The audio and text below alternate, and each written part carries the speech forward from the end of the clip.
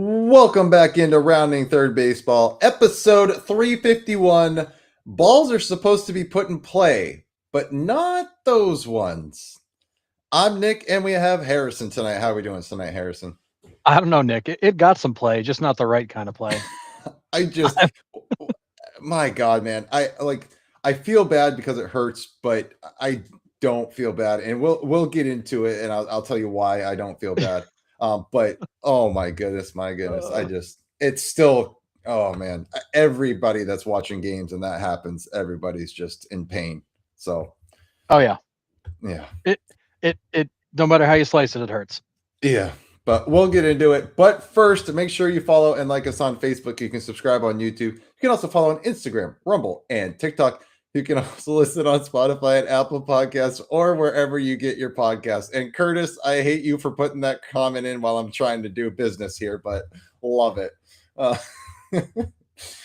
we also have our affiliate sponsors, Logitech, MLB Shop, and Lids. You can find these links on the tops of all of our socials. So if you do any shopping with these companies, please use our links as we get a nice little kickback with no additional cost to you. Just a great way to support the show. We also have Rounding Third merch on Etsy. We have sweatshirts, t-shirts, tumblers, phone cases, whole bunch of stuff. Check out Rounding 3RD Baseball on Etsy. Great way to support us and to get our name out there. All right, so let's start with this. Joshua Kuroda Grower for the A's. This kid's been tearing the cover off the ball for the A's. Also, Tommy White, which I wanted to get to, is finally up, and he's making a huge impact. But anyways. And tore the cover off his own. Yeah, tearing the cover off the ball, suffers a ruptured testicle after fouling a ball directly off himself. I mean, right from the barrel of the bat, right straight to the midsection, aka the testicles, aka the jewels, aka whatever. I do not understand these guys not wearing a cup. I don't. I'm sorry. These balls are coming off the bat at an all-time velocity, right? All-time rate. I have seen outfielders get hit. I've seen infielders get hit. I've seen pitchers, catchers, batters, base runners. I've seen almost everybody in the game at some point in my career get hit in the nuts. Yep. How these guys, the best players in the world, hitting missiles all over the field at 120 miles an hour, I don't understand why they're not wearing cups. So, like, I feel sorry that it happened, but, like, this is preventable, man. What are we doing? I mean, it used to be pretty typical that your infielders, your catcher, like those guys would pretty much always wear a cup, and your outfielders maybe not. You know, they do a lot more just kind of like outright running, a lot less kind of like squatting for a ball. Like, you know, their risk was lower. But I'm sorry, you know, when the headline reads 110 mile per hour exit velocity, I don't care where you are. Like, you might want to wear a cup if you're in the bleachers, because that ball is absolutely cruising. And to leave yourself exposed like that, and granted, this is a fluke. We've seen guys that have hit foul balls, have hit the ground first, then popped up underneath. But like, this was straight to. I will never understand why wearing a cup is such a big deal to some of these guys. I said on the show on Clearing the Bases last night, I go, if I'm in the dugout, I'm wearing a cup. I've seen some absolute screamers go in there. Dude, I'm not stepping on that field without one. I was like, heck, even if I'm in the camera well, I'm probably thinking about it. Ask the Orioles manager about balls into the dugout. Yeah, I just like his face blown up. My wake up call was senior league. I was playing right field, and I was like, I'm in the outfield. I don't need to wear a cup. I'm fine. And a base hit, a pretty well hit ball to left field, another one of my teammates, and it was just a little bit wet, and the ball skipped on him. Oh, and it drilled him. And luckily he was wearing a cup, but he pulled it out in 3 pieces. Oh. And I was like, okay, timeout. Like, I'm done. And ever since then, I wore one. Like, softball, baseball, I've seen base runners like just diving back in on a pickoff play. Like, it just hits them right, and like a bad throw, skips off the dirt, boom, gets them. So it's like, every time I step on the field, I cross those lines, I am wearing a cup. I just at this level, I don't understand why they aren't. Yep. No, and it will never. I will never understand how something so preventable happens just because you don't think it's comfortable. Like, and let's be serious. Between the sliding shorts you can put them in, the cups themselves, like they're not even that uncomfortable. Um, and there's it's not like it's preventing you from being able to move or run or do something. It's not like it's restrictive. You're not wearing catcher's gear out there or something. Like Right. there's no reason to make such a big deal out of this. And for for some of these guys, some of these guys that are older and already have kids, maybe they don't care. Some of these guys that are younger, maybe they want to have a life ahead of them. Either way, it hurts like hell and is not an experience anybody wants to go through. I mean, I've been hit in the cup. I've been hit in the cup, and it still hurts like hell. Right. I can only imagine what it feels like without that. And Scott, 1,000%. These guys play on the best fields in the world. Bad hops still happen. These balls come off the bat with a weird spin.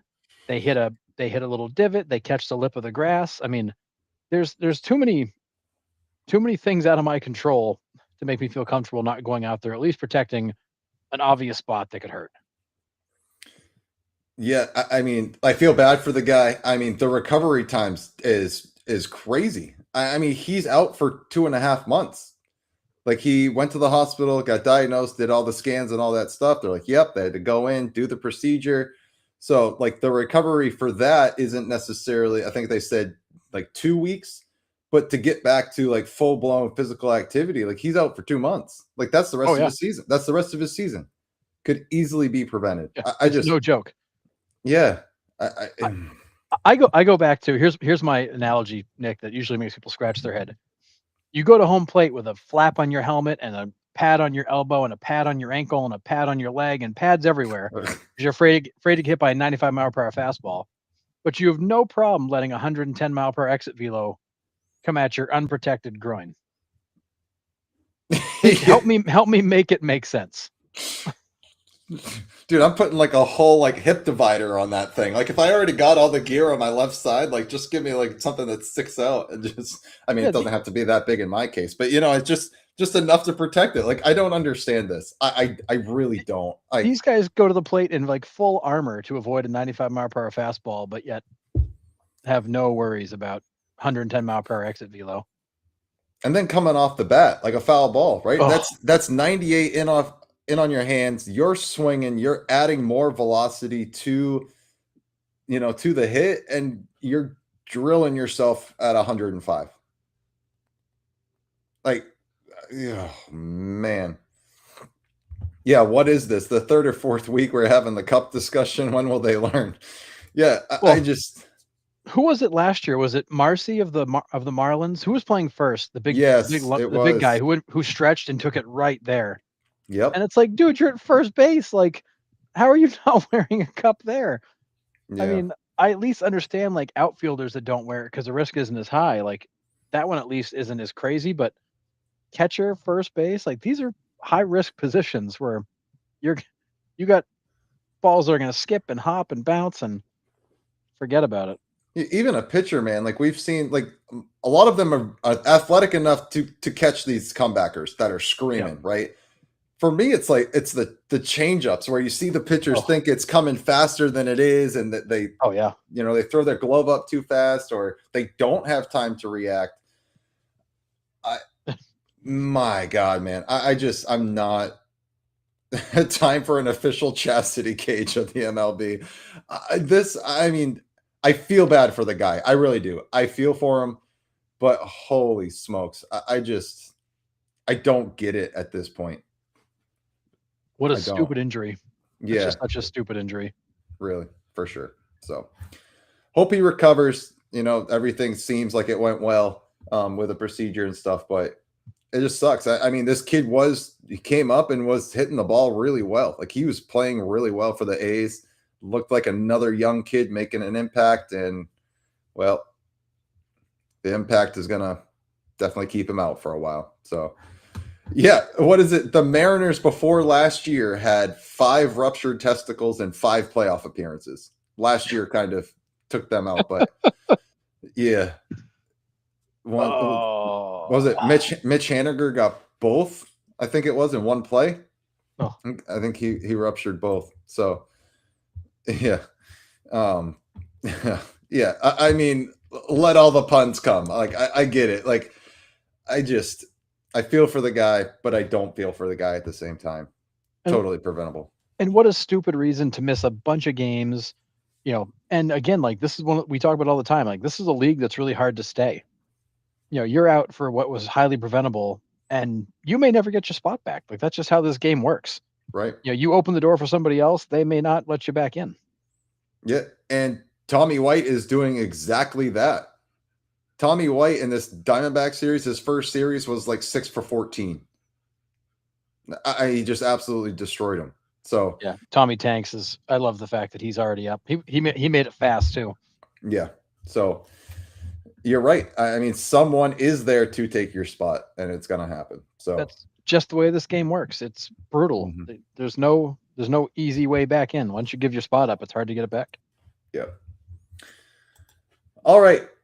Well, we've been spending a lot of time talking about Tatis Jr. power outage, and he just goes and hits the longest home run in the MLB this town. I got to bring this one up. Hold on. And you play in Sacktown. Come on, man. Oh my lord! Sorry, terrible. Anyways, all right, Tatis Jr. We've been talking about his power outage all year. 474 feet, longest home run in the MLB this year. Absolute missile in Atlanta. I mean, takes a hanging slider and just crushes it. Ivan, test him immediately. But what was your reaction other than test him immediately? Was your reaction to this homer? I feel like chat's getting awfully testy after that last one. I mean, I saw. I mean, I watched him hit it, and I was just like, "Good God!" Like, that ball had a family, man. It was. I mean, it was smoked, but granted, it was a meatball. It couldn't have been more middle. And I mean, honestly, Fernando Tatis has had a massive power outage. He's hit 3 home runs in his last 5 games. It seems like whatever issues he was having, either catching up to the ball or a swing plane, there's a lot of theories we looked at. It seems like he's through some of that. I mean, obviously not on pace to have a typical Fernando year, but at least the power seems to be coming back. We're seeing more balls hit in the gap. We're seeing a less like kind of slap singles, but I mean, that ball was absolutely massacred. But again, like, it was middle, and it shows that he's finally getting locked back in after what was just a god awful first half. Is it a little too late for the Padres, though? I mean, no, I don't think it's too late for the Padres. I mean, I think they still have time. I don't have a lot of faith that they'll be able to make much of a run because they have been so, like, weirdly, strangely, like, they're really, really good for stretches and really, really awful for stretches, but they're only 4 games out. If they can put things together, they've got a shot. It's just, I don't know that they can catch the people in front of them. Yeah. Their third baseman also needs to hit above 190. That would help. We could start there. Yeah. It's really just a strange year all around for that team. Yeah. Yeah, the irony of Tatis this year, the speed is upgraded, but the power is downgraded. Quite unusual, weird, wild stuff. And that's the game sometimes too. But yeah, Tatis has also gotten thrown out a bunch. He's got 10 caught stealings, which is already a career high. I mean, he's running a lot. He's also running in a lot of stupid scenarios. And I don't know if they're giving him the green light to choose on his own or if they're actually calling it in and telling him to go. But there's a couple of times he's run in games that were close and he got thrown out and it really wasn't close. And I just made me shake my head. Like, what are you doing? Why are you forcing the issue? Like, yeah, you may have a career high in steals. You might get 40, 45 steals this year, but if you get thrown out 20 plus times, who cares? Right. Yeah, I saw it. Asilic says it's the same distance as Baldwin's from a week ago, 2 feet further than Kurtz. I thought they said it was actually just a foot farther. I know it just kind of splitting hairs here, but I think Baldwin's was officially 473, and Kurtz hit 472. But still, I mean, 474 is an absolute missile, man. It's crushed. Yeah, once you're over 450, it's it's kind of all academic at that point. Those are all bums. Nico, they ought to do a documentary on those Padres contracts. It would be too long for any of us to watch. I said it last year, like one of these days, like the San Diego Padres are going to be a case study in how not to negotiate contracts. Like Harvard Business School is going to have like a whole case study written up about how not to, because these are bad deals. I mean, they're bad deals all over the place. And then to give Manny Machado an extension on top of his already long contract, just because, was the most insane thing I've ever seen. He still had a whole bunch of years left on that original contract, and they basically tacked on. It's like, what are we doing? I would like to be a fly on the wall when they have like board meetings or front office meetings or whatever, because we have heard Mason Miller's name thrown around all over the place, and I'm sure we'll get to it later. But like, you don't have a farm system, and maybe getting Mason Miller out there would be, your answer to that, to hopefully get some prospects back. But like, you emptied the farm to get Mason Miller. And if you want to compete, why are you shipping your best pitcher out? Like, that part, I'm kind of just scratching my head at. And maybe it is to try to. Well, okay, fair. This guy loves to do crap that makes no sense. It's like his calling card. He's the guy you can count on. Like, you can count on two things at the trade deadline. The deadline's gonna happen, and Preller's gonna do something crazy. Yeah, like you can count on it. Mm-hmm. Yeah, Nico, I love Bogaerts in Boston, fan favorite, 1,000% with you. Loved him in Boston, but by goodness, is that contract egregious? And terrible. That one might single-handedly handcuff that team for a while. It is a brutal contract. And Harrison and I are sitting there like, the Red Sox could have taken any team to the cleaner right there. Because you trade him at the deadline, you get 3 or 4 prospects back for Xander Bogaerts. Maybe not that much because he would have been a rental, but you knew at that point he wasn't coming back to Boston because all your eggs were in the Rafael Devers basket. Different story, different day there. But we all knew that Xander wasn't coming back to Boston. Ship him out and get something for him. And again, we'll get to this because I think the Tigers are kind of in the same boat with Skubal, but you got to get something for him other than that. What was it? That comp, and what is it called? The comp pick, that weird pick in between rounds. Yeah, the compensation pick. Yeah. So it's compensatory is the name I was looking for. Oh, that's what they call it. So in between like 2 rounds, you get the Rule 5 draft pick, which woohoo, like cool. But you got to get something for him. You knew he wasn't coming back. But anyways, to make a long story long, the Padres are a mess. That's it. I mean, that might be the nicest thing anybody said about them. Facts. So, Carl, at least Petco Park is cool, I guess. Yeah, it's nice. Nice ballpark. Yeah. I mean, at least San Diego's an awesome city. Yeah. Carl, there's like always 75 and Carl repping the Cubs for you tonight. Hope you like it, buddy. Thanks for tuning in. Repping the Cubs for you. But and Greg, that's a fair point. I feel like the Red Sox ownership was afraid a fan backlash should do things like trading Xander. I mean, I'm convinced Devers' contract was in part to placate the fans. And that's a fantastic point. I think the Devers contract was partly to kind of, frankly, shut us up. See, like, hey, man, like, yeah, we are doing something. Look. But it still doesn't, for me, it still doesn't ease the Mookie Betts pain. I mean, that one hurts. Homegrown MVP talent. Well, I mean, I know you kind of lowballed the offer there, and Mookie's like, "Yeah, well, I'm good," right? That was mismanagement of Mookie Betts, I think. Well, it was. I mean, I think what Mookie wanted was a lot, and not saying he wasn't worth it. Although looking at Mookie now, like Mookie's proving that contract was an overpay, and the Red Sox saw it appropriately, but. Either way, I mean, Devers was a quick reaction to say, "Hey, look, like we're not giving up. Like this is our guy. We're gonna commit to Devers to make Red Sox fans kind of chill out." But at the end of the day, of the 3 guys, they picked the wrong guy. But I still don't believe that we'd be sitting here thinking that was a great contract they gave Mookie, given what we've seen from Mookie the last couple of years.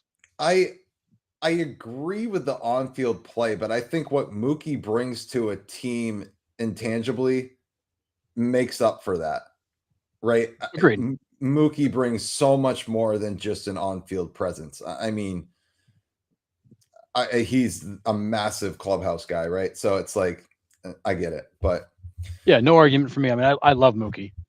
yeah, I think Mookie's a great team guy. You know, performance isn't necessarily there like it was in the past, but granted, who knows? Like, if he's still playing at Fenway, maybe the numbers are different. Maybe he's still just playing right field every day. They never did the shortstop experiment that I also think screwed him up. There's there's a lot of things that could have been different, but Mookie has been a lesser player in LA than he was in Boston, and the stats prove it out. Which naturally you're gonna be. The Dodger Stadium isn't really an offensive park. That's a canyon there. So It is. It's not a great ballpark for his. I mean, I thought it'd be a good ballpark for his game in the sense of a lot of line drives in the gap, but it's it's kind of smoked his power. yeah.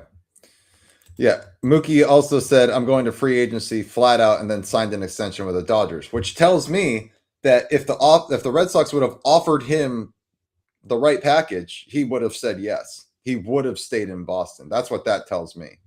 Right. He would have. Him saying I'm going to free agency was pretty much just saying I'm not happy with the offer you gave me.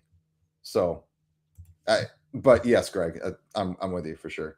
Yeah, he wanted the 2 extra years tacked on. I think they offered him 10 years, 300. He wanted 12, 360. And the Dodgers said sure, and they deferred the crap out of it.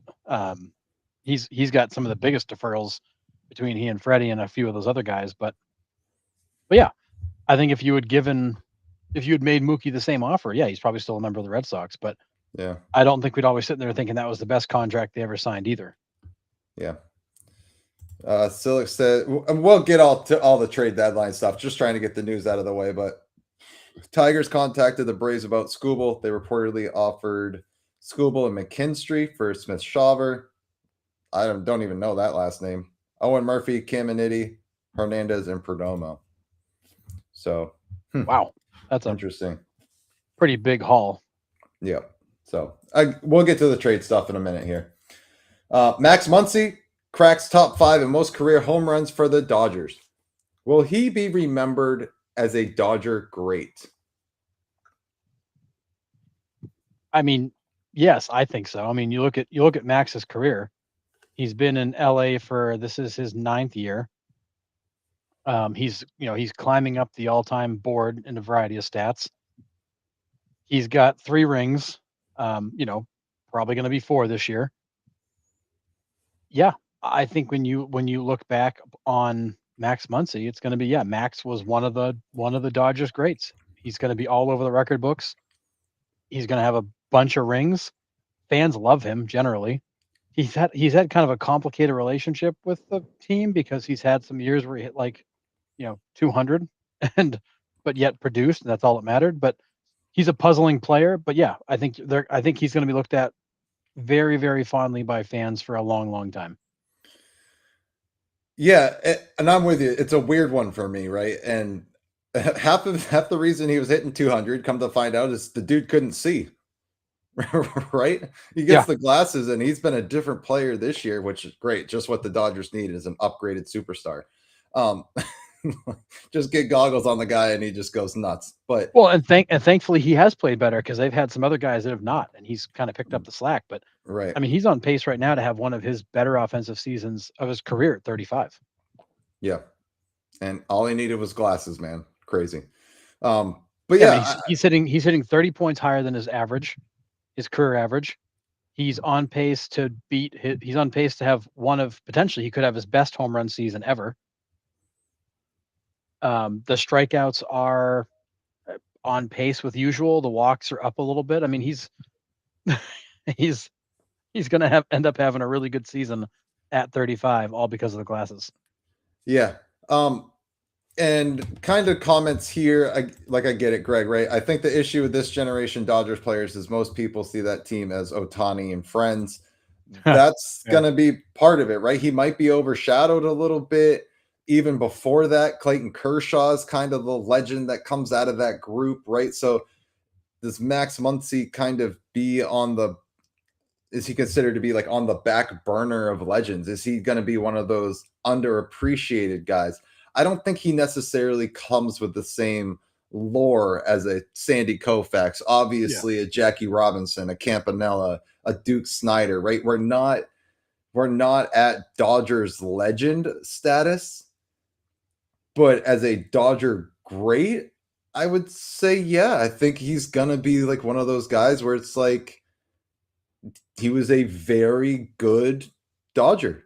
And I think it's because of the length of time he stayed there and some big moments that he's provided for them. So, um, I mean, and Marty, I get this, right? 234 career average, 234 homers, not so great.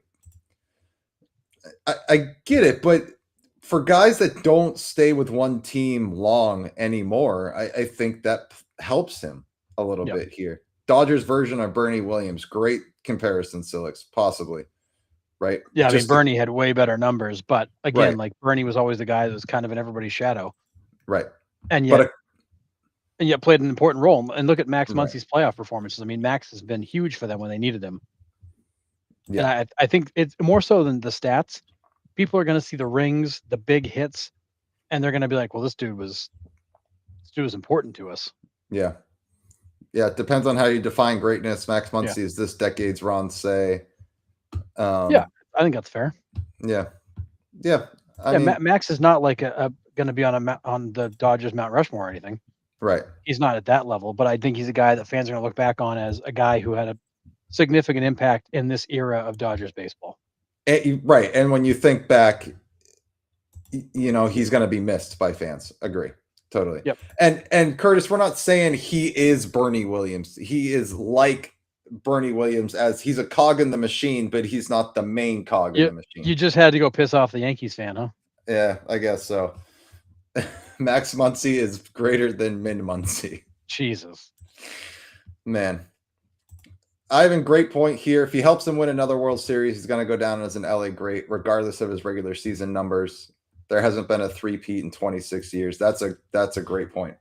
Well, and that's what we're trying to get at. Is it's not even about the stats. It's going to be the fact that this is one of the greatest eras of Dodger baseball. He was right in the middle of it. He had some big hits for them, some big moments. The fans loved him. Because of that, he's going to be remembered. Is he going on anybody's Mount Rushmore? Hell no. But he will be a guy that played a big role in what they've done here. Yeah. I know we won in 2018, man, but that 18th inning homer still haunts me at night.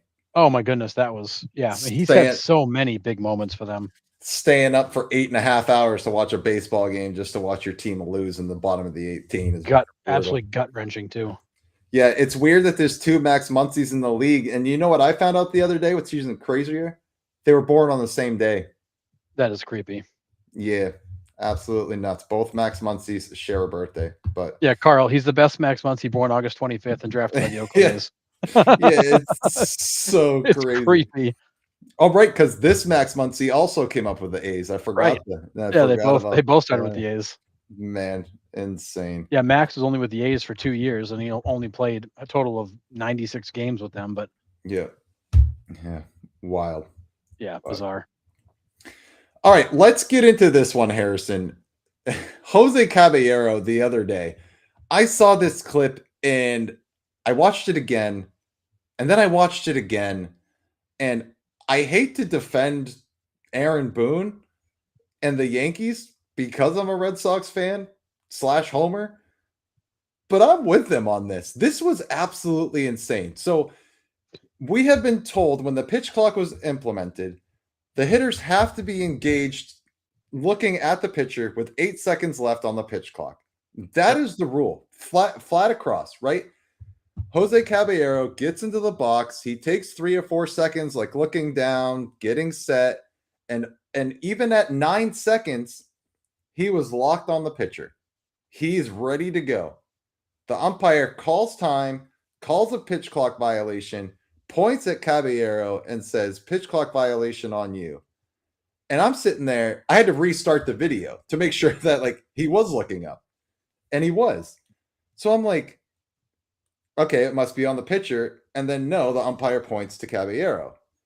And I just like, I don't understand it. Like the umpire said the hot mics were going. You could hear everything, right? Yeah. And the ump was like, the league has cracked down on this. You guys got a memo, but I don't understand how the league can crack down on it if the rule is you don't have to be looking at the pitcher until there's 8 seconds left. So after the game, Aaron Boone is just like, hey, like, I'm going to plead the fifth because I honestly, I don't understand it anymore. Like, what was your kind of take and view on this?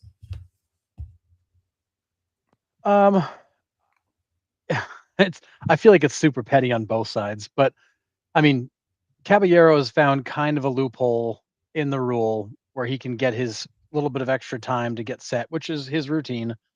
He is technically ready on time, but it's one of those like kind of gray areas where he's running it right to the end to get his 3 or 4 seconds to get situated, which he's also not supposed to have.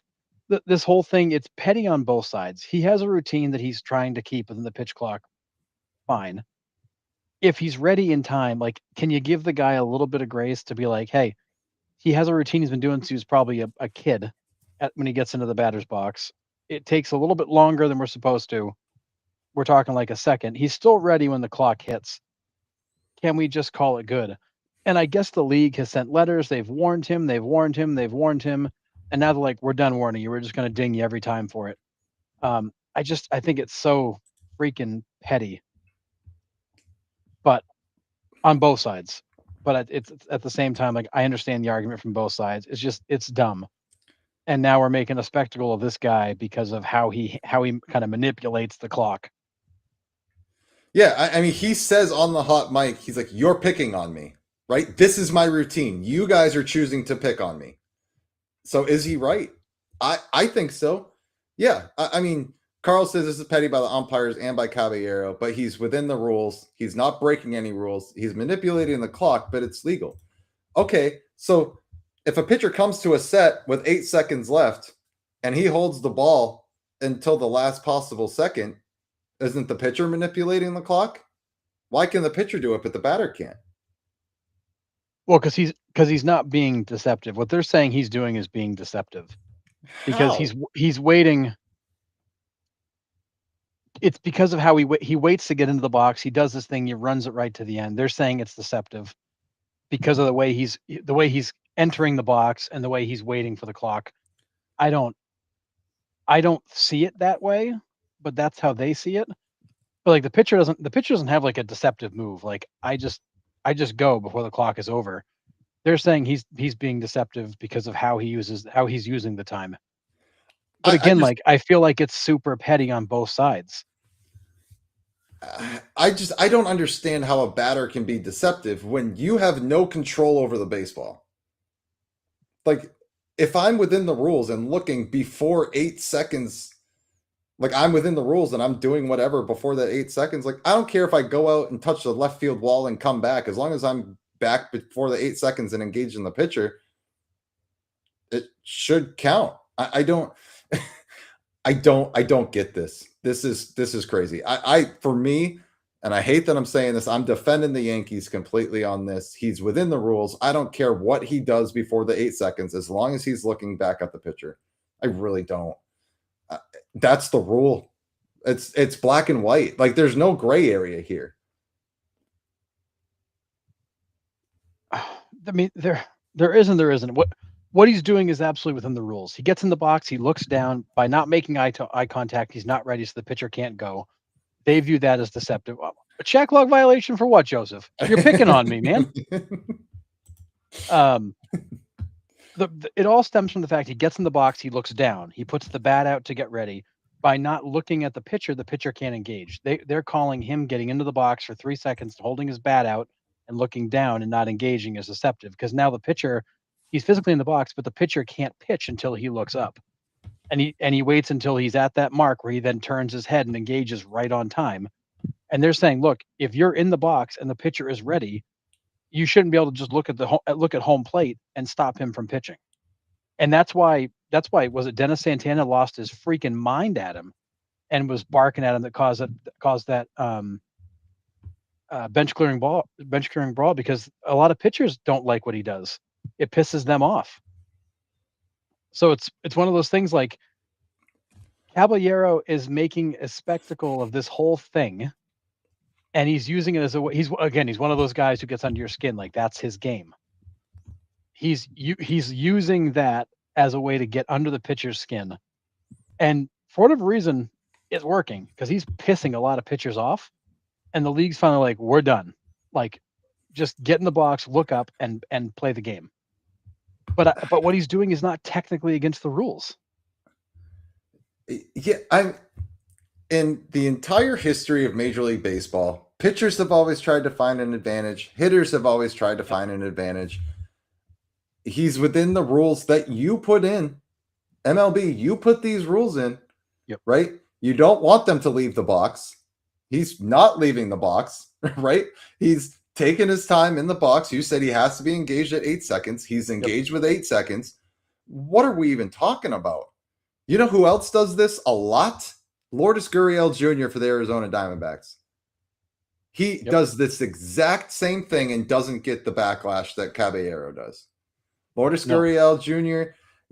takes a pitch, looks down at the third base coach for a second, gets back into the box, taps his bat down on the opposite side of the plate. He does a couple of practice swings with his head down, does like a bat swing forward, comes up, and then he's engaged at 8 seconds every single time. No one's calling him for that.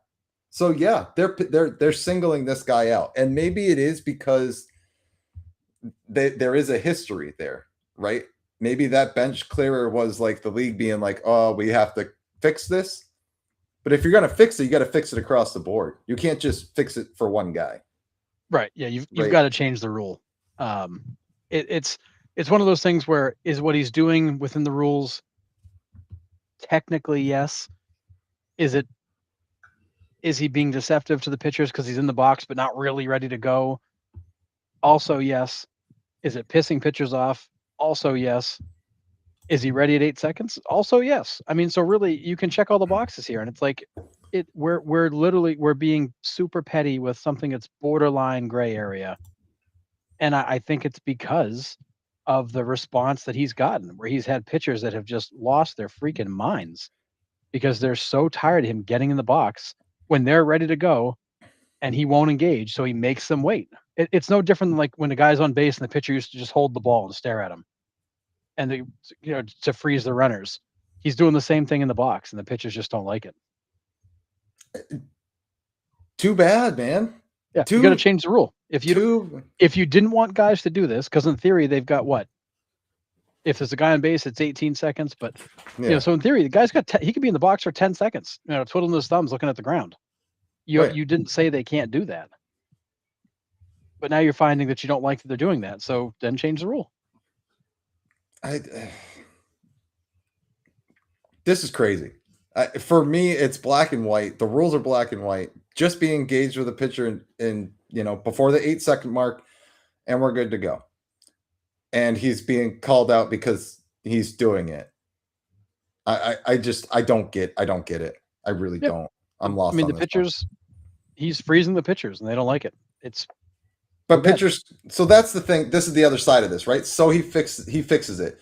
He gets in the box, and there's 13 seconds left, right? He's ready. Mm-hmm. He's engaged with the pitcher. Pitcher holds it for 13 seconds. How is that any different than what he's doing? It's not. Oh, okay. I think the only difference is that we're not coming across situations where pitchers are intentionally standing there for 4 or 5 seconds holding the ball.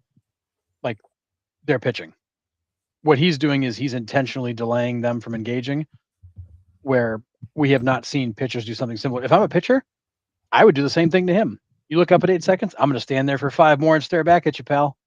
Because now you're not as comfortable. Like, your rhythm's all messed up. Right. Just give it back to him. And maybe he'll stop.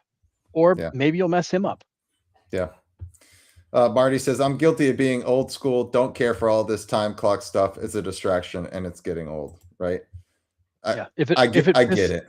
If it pisses the pitchers off that much, stand there for 7 seconds and throw it at 1. I mean, I don't care. Yeah. But give it back to him. There's nothing saying you can't. It's nuts, man.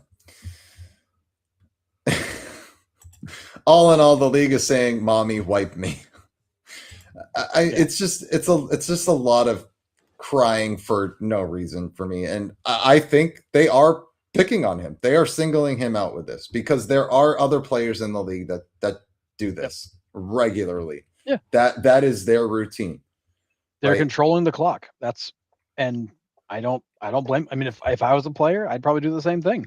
Like, Yeah. I will, when I'm ready, you can pitch, but until then, because I can't put my hand up anymore and just get the umpire to give me a second. So I'm going to control the clock and make you pitch me when I'm ready. Yeah. Yeah, even if you foul a ball off your nuts, you still got to get back in the box and hit. The time clock, the pitch clock started. Kidding, but pitcher versus hitter. Oh, go ahead.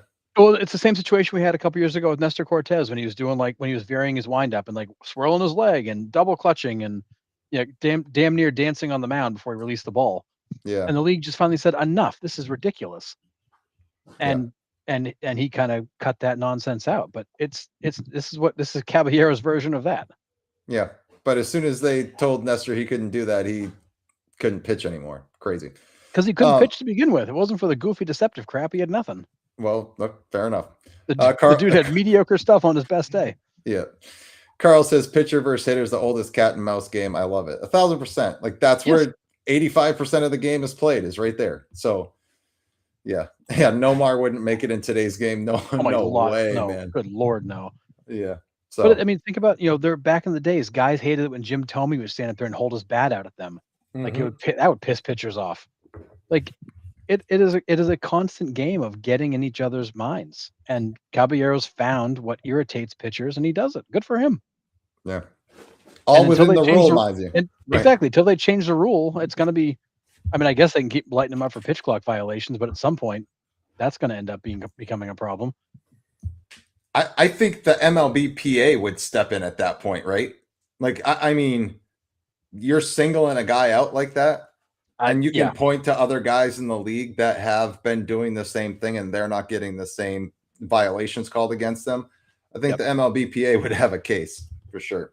Yeah, this will get ugly at some point if they just keep lighting him up for being in the box and ready on time. Yeah. Mike Hargrove would strike out. Well, would strike out before entering the box.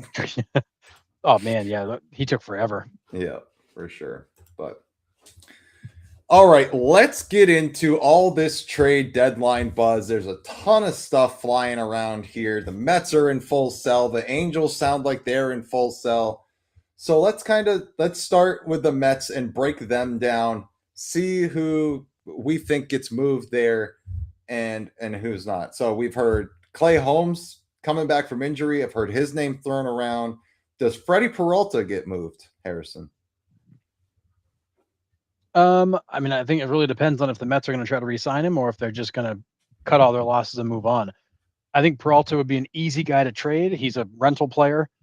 Sounds like he's, unless New York's going to make him a great offer, he's preparing to go to free agency. So he's strictly a rental. You can probably get him for cheap because he is a rental. He's not having a great season. So I think he's probably a guy that wouldn't be all that hard to trade. Unless the Mets think he's part of their future. But I think at this point, the Mets might be looking at it as, we don't want any of these guys back. We'd rather just start over. Which is what they've done the last 3 years. So yeah, they're really good at pushing the reset button every trade deadline. Yep. Bo Bichette. Now, he's an interesting one because he comes with a player option. And he is getting paid, what is it, 42, 47? 42, yeah. $42 million, right? So that's even an expensive 2-month rental with the chance that he opts in. So does a team take a chance on Bo Bichette with what possibly could come at the end of the season with an opt-in? It's a player option. So you're trading with the chance that he likes where he gets traded and opts in. Well, keep in mind too, there is a buyout available for each option, so they can just buy him out. That is inside of the contract. But keep in mind too, that contract came with a $40 million signing bonus. So his payroll in year one is heavily weighted to the signing bonus. He's $55 million the next 2 years. Oh, geez. Because of the way they structured that contract. So cash is the same. Luxury tax is not the same. but there is a $5 million buyout. So if you traded for him and really want to keep him, you could pay him to go away. I do think that's a tough deal for somebody to take on. I think he's an easy guy to trade, knowing that he could just be a short-term deal. But at the same time, I don't know there's anybody that's all that attracted to what they've seen from Bo Bichette this year. And I'm in that boat, right? I'm sure Mets fans want him out so they can get something back for him, right? And at this point, they're like, hey, let's just rebuild it, right? I don't know if there's a trade partner out there that wants him. Yeah. And at the trade deadline, guess what? You need two to tango. Yep. The Mets can be like, yeah, we want him gone. But if there's nobody else in the league that wants him, guess what? Like, you're stuck with him. You signed him. He stays. So ultimately, I think he doesn't get moved at the deadline. Yeah, I think he ends up being harder to trade than we expect, because I don't think there's going to be a lot of teams that want him, and a lot of teams, and if the Mets are able to trade him, it's probably because they're going to eat a bunch of money and get very little in return, which might be okay. And that I think is the only way he gets out of town, is if the Mets just take nothing back or eat a bunch of that contract. Yeah, because he's been terrible. I mean, I say terrible. He's on pace to have one of his worst offensive seasons. Defensively, he's been a train wreck. This whole experiment in New York has been bad in every way possible. Yeah, I agree. I mean, and everybody's with us, right? Based on his salary and his numbers, I don't see him being moved at all. We're with you, Ivan. I don't see it. I don't see any of the teams being that hard up for Bo Bichette willing to pay that price, and with the chance that he could opt in. That opt-in scares me, and I could only imagine it scares a lot of other teams. $55 million to opt in is insane. Yeah. For what you're going to get production. No thanks. Pass. Yeah, hard pass. Peralta can go back to the Brewers. Brewers might take him back. He pitched well there. Their starting rotation is kind of in shambles right now. So, yeah. A super hot prediction. Somebody will be a Dodger. Tune in for more hot stove reports. Thanks, Joseph. We'll tune in. We got you. Tune in. I love that. That seems like a really hot take. Yeah. And Curtis, we're with you 1,000% here. Bichette is a flat out awful contract. Yeah. Yep. Francisco Alvarez kind of getting hot at the right time for a move. There are a couple teams looking for a right-handed catcher. Does Francisco Alvarez get moved? I think they still like Alvarez. I think he's one of those. I mean, I know they said he wasn't a guy that was like untouchable, but I think he's in that second tier of guys we probably don't want to necessarily have to trade. Because I think they still like him. He's still young. He's still under control. But at the same time, I think they're of the opinion of let's just tear it down. If we're going to tear it down, let's tear it all the way. So I'm going to say that I don't think he gets moved, but I don't think it's going to be for lack of trying. Fair. Now, the one name from the Mets that I have heard pop up, Francisco Lindor. Now, that's another albatross contract. Yeah. That would be tough to move, but there are some teams that are really hard up for shortstops. Our Boston Red Sox, the New York Yankees. There are a lot of contending teams. Heck, even the Dodgers could probably take a shortstop and move Mookie back to the outfield, something like that, right? There are teams that need a shortstop. So, one of the teams I've heard linked to Lindor is the Red Sox. Does Frankie Lindor get moved? Could you imagine if, when all is said and done, the Red Sox end up with Frankie Lindor's 10-year, $341 million contract after telling Mookie 12 and 360 was too expensive? Yeah. I mean, that would be mind-boggling. But I think it's going to be hard to trade Frankie because of the contract. It's going to be hard to trade Frankie because he's had a miserable season. I know the hamate bone is a big piece of that. I think there are questions around what kind of leader and clubhouse guy is he really? And I think that the New York situation hasn't been good for him. It hasn't brought out the best in him. And I think somebody would take a shot at him. But I think the only way that works is if the Mets are prepared to eat some serious money. Because that is Yeah. a huge commitment to a guy who's on the wrong he's turning 33. He's on the wrong side of 30. And you're looking at buying the back end of that deal, which is not going to be the best part of that contract. Yeah. Yeah, I mean, I agree. I think that's tough, right? So I ultimately think he stays too for the same reason that Bo Bichette stays. I think the contract is too much, and for everything you said, wrong side of 30. I don't think Lindor gets moved. I think he's there to stay. All right. Let's get over to the Angels. They're pretty much full fire sale because that's just a full bonfire over there to begin with. So, is there anything worth pulling out of the fire over there? Couple names that have come up. Logan O'Hoppe, another right-handed catcher that teams are seeking with control, but some injury issues there. So, Logan O'Hoppe, does he leave Anaheim? I mean, I'm gonna take a step back and say I don't think the Angels should fire sale. I think that they've got some good young pieces if they could just go and find some pitching. Yes.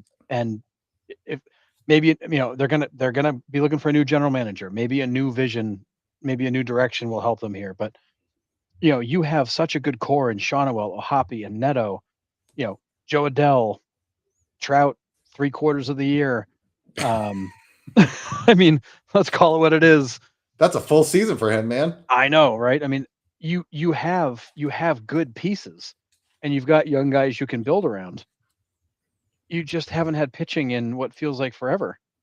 And if you could go find some pitching, that team is suddenly not so terrible. But I don't know if they're thinking it's better off to just wipe the slate clean and start fresh with the new guy. But I think O'Hoppe would be a guy who's not hard to trade. I don't think Neto would be a guy who's hard to trade. I think they got a bunch of guys that would be easy to trade. They're high upside guys that are relatively affordable with control, which are exactly the guys you should try to keep if you think you're going to be competitive in a couple of years. Yeah. So let's move to Zach Neto. So his name's really started to come up here a lot. Like I said, a lot of teams need a shortstop. That kid's got some serious pop, plays great defense. Zach Neto's probably, I'd say, top 10 shortstop in the league right now. Not a lot of people know about him because he's hidden in Anaheim there. Red Sox have been in on him. Braves have been in on them. Those are really the only two teams I've heard linked to Zach Neto. Does he get moved for the right package? I mean, Red Sox have the pitching prospects, right? Red Sox, even though they've shipped a lot of them out to St. Louis, they still have some good pitching prospects in AAA and AA. Does that get it done? Does that get Zach Neto to Boston?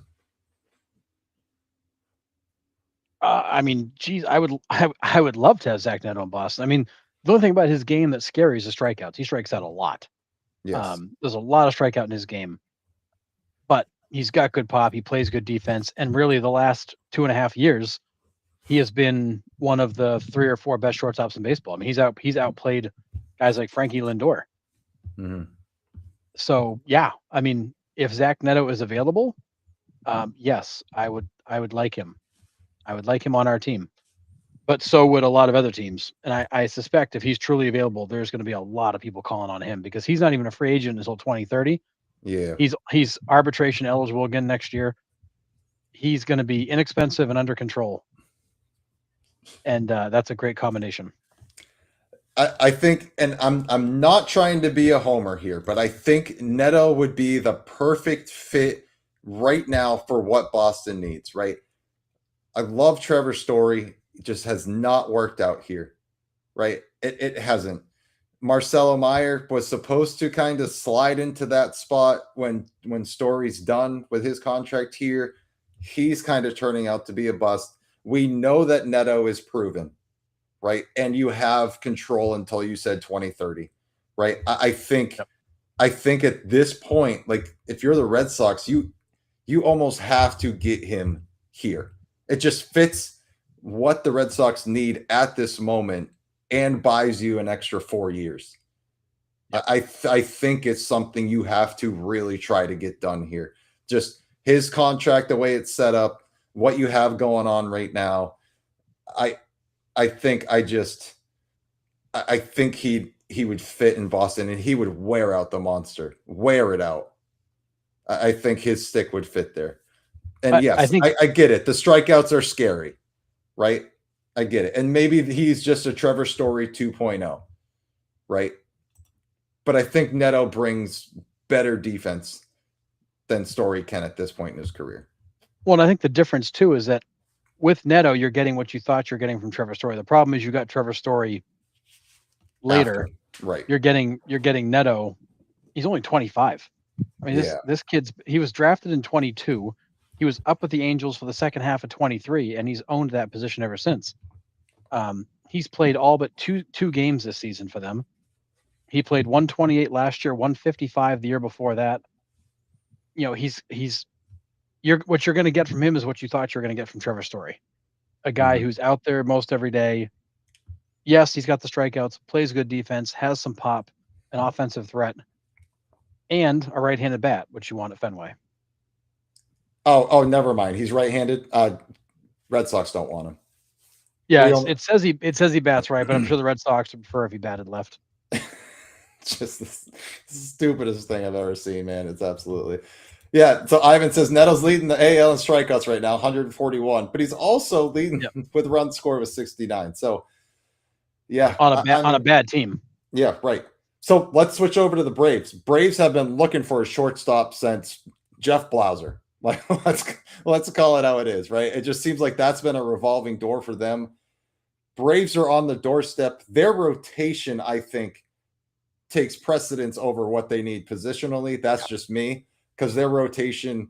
I was talking with Jason Wood last night, huge Braves fan of the 9521 podcast, and he's like, "We have a rotation of one. It's Chris Sale. That's it. That's it. And yeah, every year, same story. Yeah. So I mean, do the Braves prioritize pitching and kind of just deal with like the shortstop revolving door and Dubon and whoever else they got there? I mean, if I'm the Braves, Neto is the kind of guy that you could hang on to for a long time. He could be your shortstop for the next 10 years. Yeah. And he brings speed, he brings defense, he brings power. Yeah, he strikes out. He's also only 25 years old. This is a guy who's been in the big leagues for 3.5 years. Still developing as a hitter, which is scary considering how good he has been. This is the kind of kid that becomes your core, or one of your core players for a long time. And we know the Braves love to get these guys young, sign them for a long time, and he's a great candidate for that. Yeah, instead of spawn insane and pray for rain, you got Chris Sale and pray for a natural disaster. That's awesome. Jose Soriano, the star of the Angels pitching staff.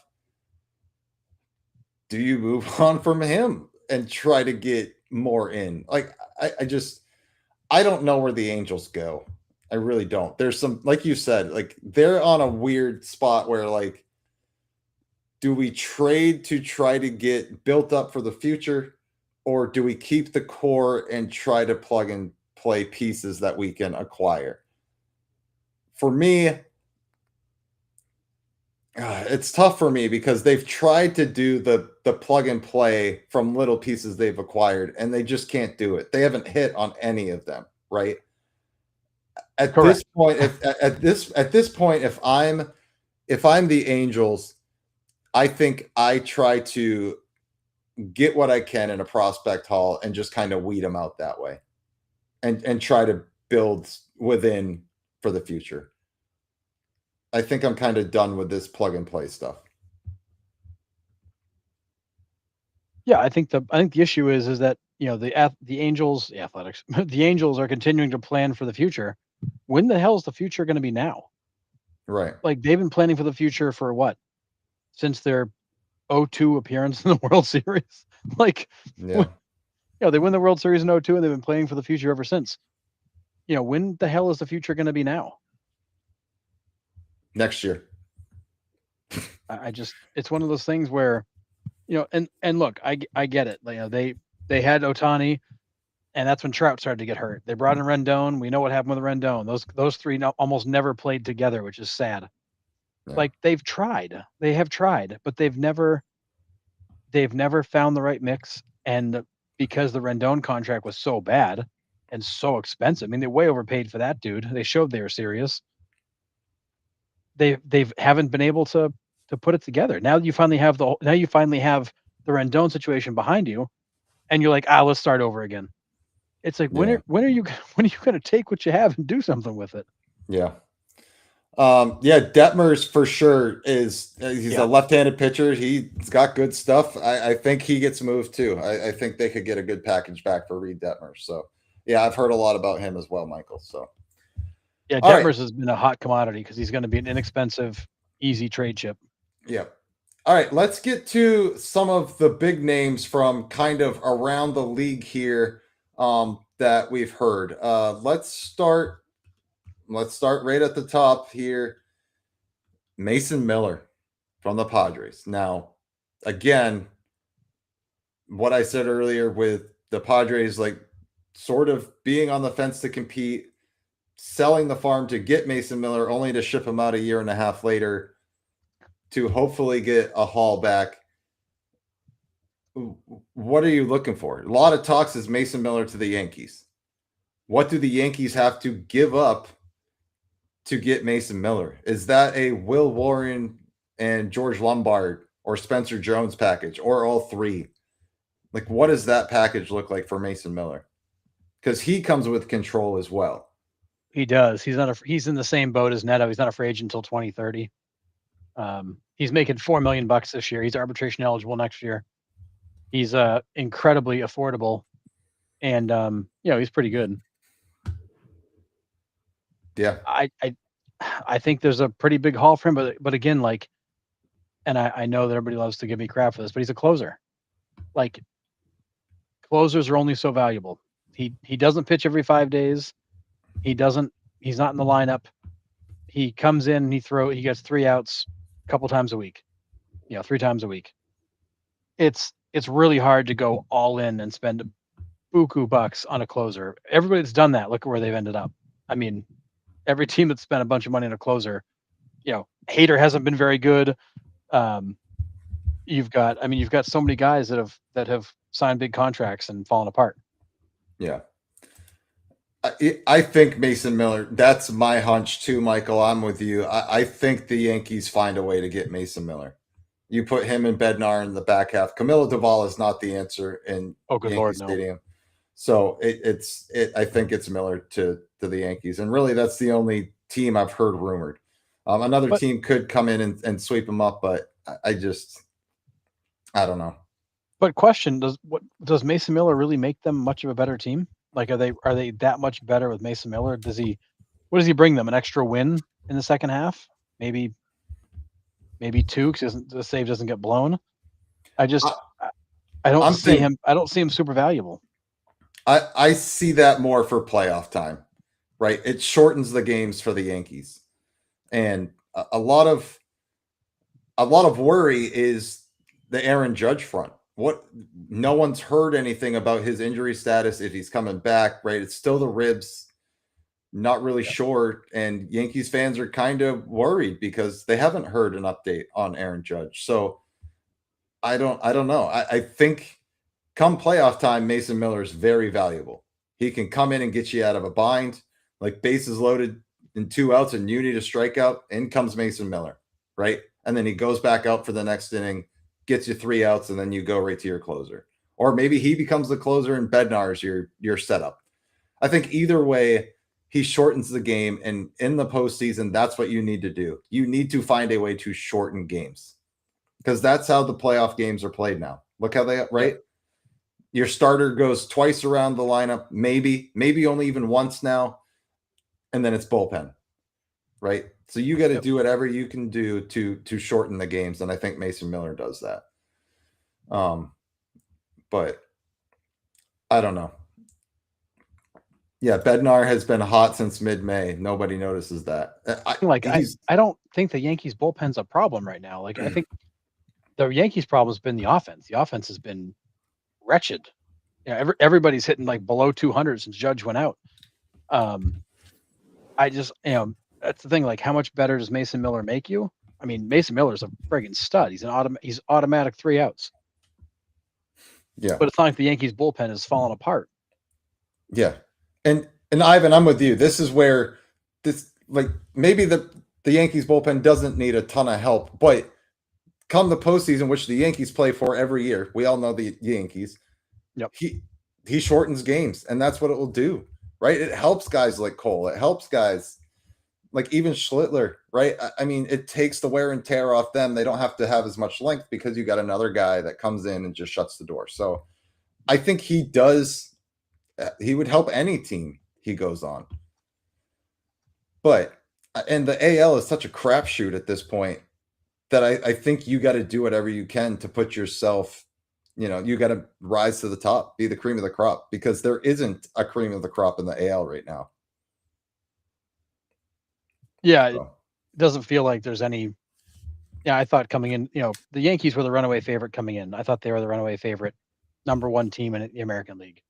Yeah. Obviously, the Judge injury changed that, but the pitching has been so good for them that they've just continued to bump along. And now you're finally seeing the exposure of Judge not being in there and everybody else is ice cold. And all of a sudden it's like, oh crap, like we've got problems. Yeah. We got a field correspondent reporting on Aaron Judge here. So live update from Joseph Greer on Aaron Judge. He's pretty good. Back to you, Nick.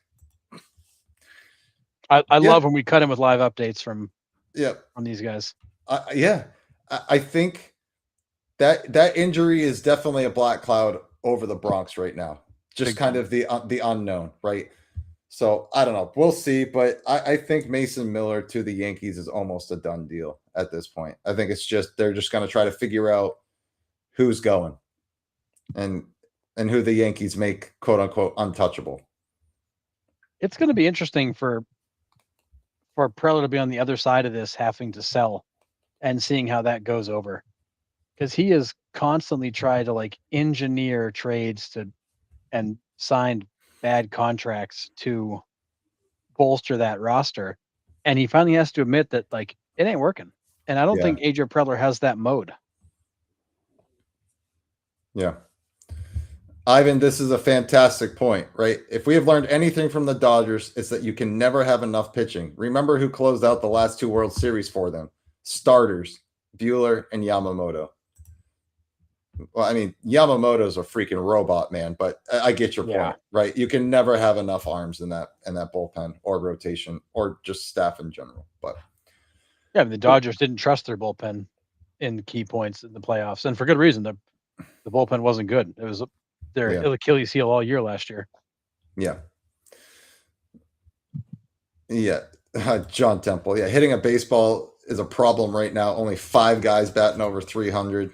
So that number's even gone down in the last week. Same thing as last year. Like just watching, we're wondering if we're going to have a batting title winner hit under 300. It's just we're right on the bubble. Greg thinks I'm convinced Judge's injury isn't just a rib and they're downplaying it. Oof. I haven't heard anything like that, but that would be very bad. Yeah. All right, let's go to the biggest name, Tarik Skubal. Does Tarik get moved or does he stay? Now, Tigers are in a weird spot where they've been putting together up and down baseball, but again, they're in the AL. Everybody is competing for a playoff spot.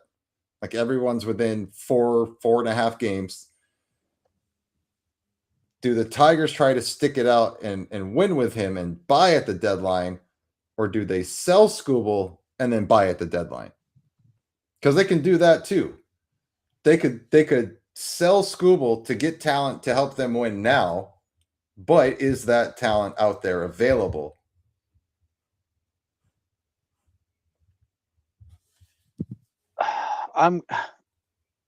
the Tigers absolutely should trade Skubal. They are fooling themselves if they think they're gonna A, make the playoffs, and B, make any kind of noise in the playoffs. Unless they're playing strictly for participation trophies to say we made the playoffs, look at us, yay for us, then it makes no sense to keep him. That team is wildly inconsistent. The offense is weak. The pitching is generally pretty good. They're not like a player away from being a legitimate contender. They're more than just like one piece away. That's Yep. a team that's got holes in a variety of places. But at the same time, like I don't think the Tigers are going to trade him. I think they're going to do the same thing the Red Sox did with Bogarts. It would be unpopular to trade him, so we're just not.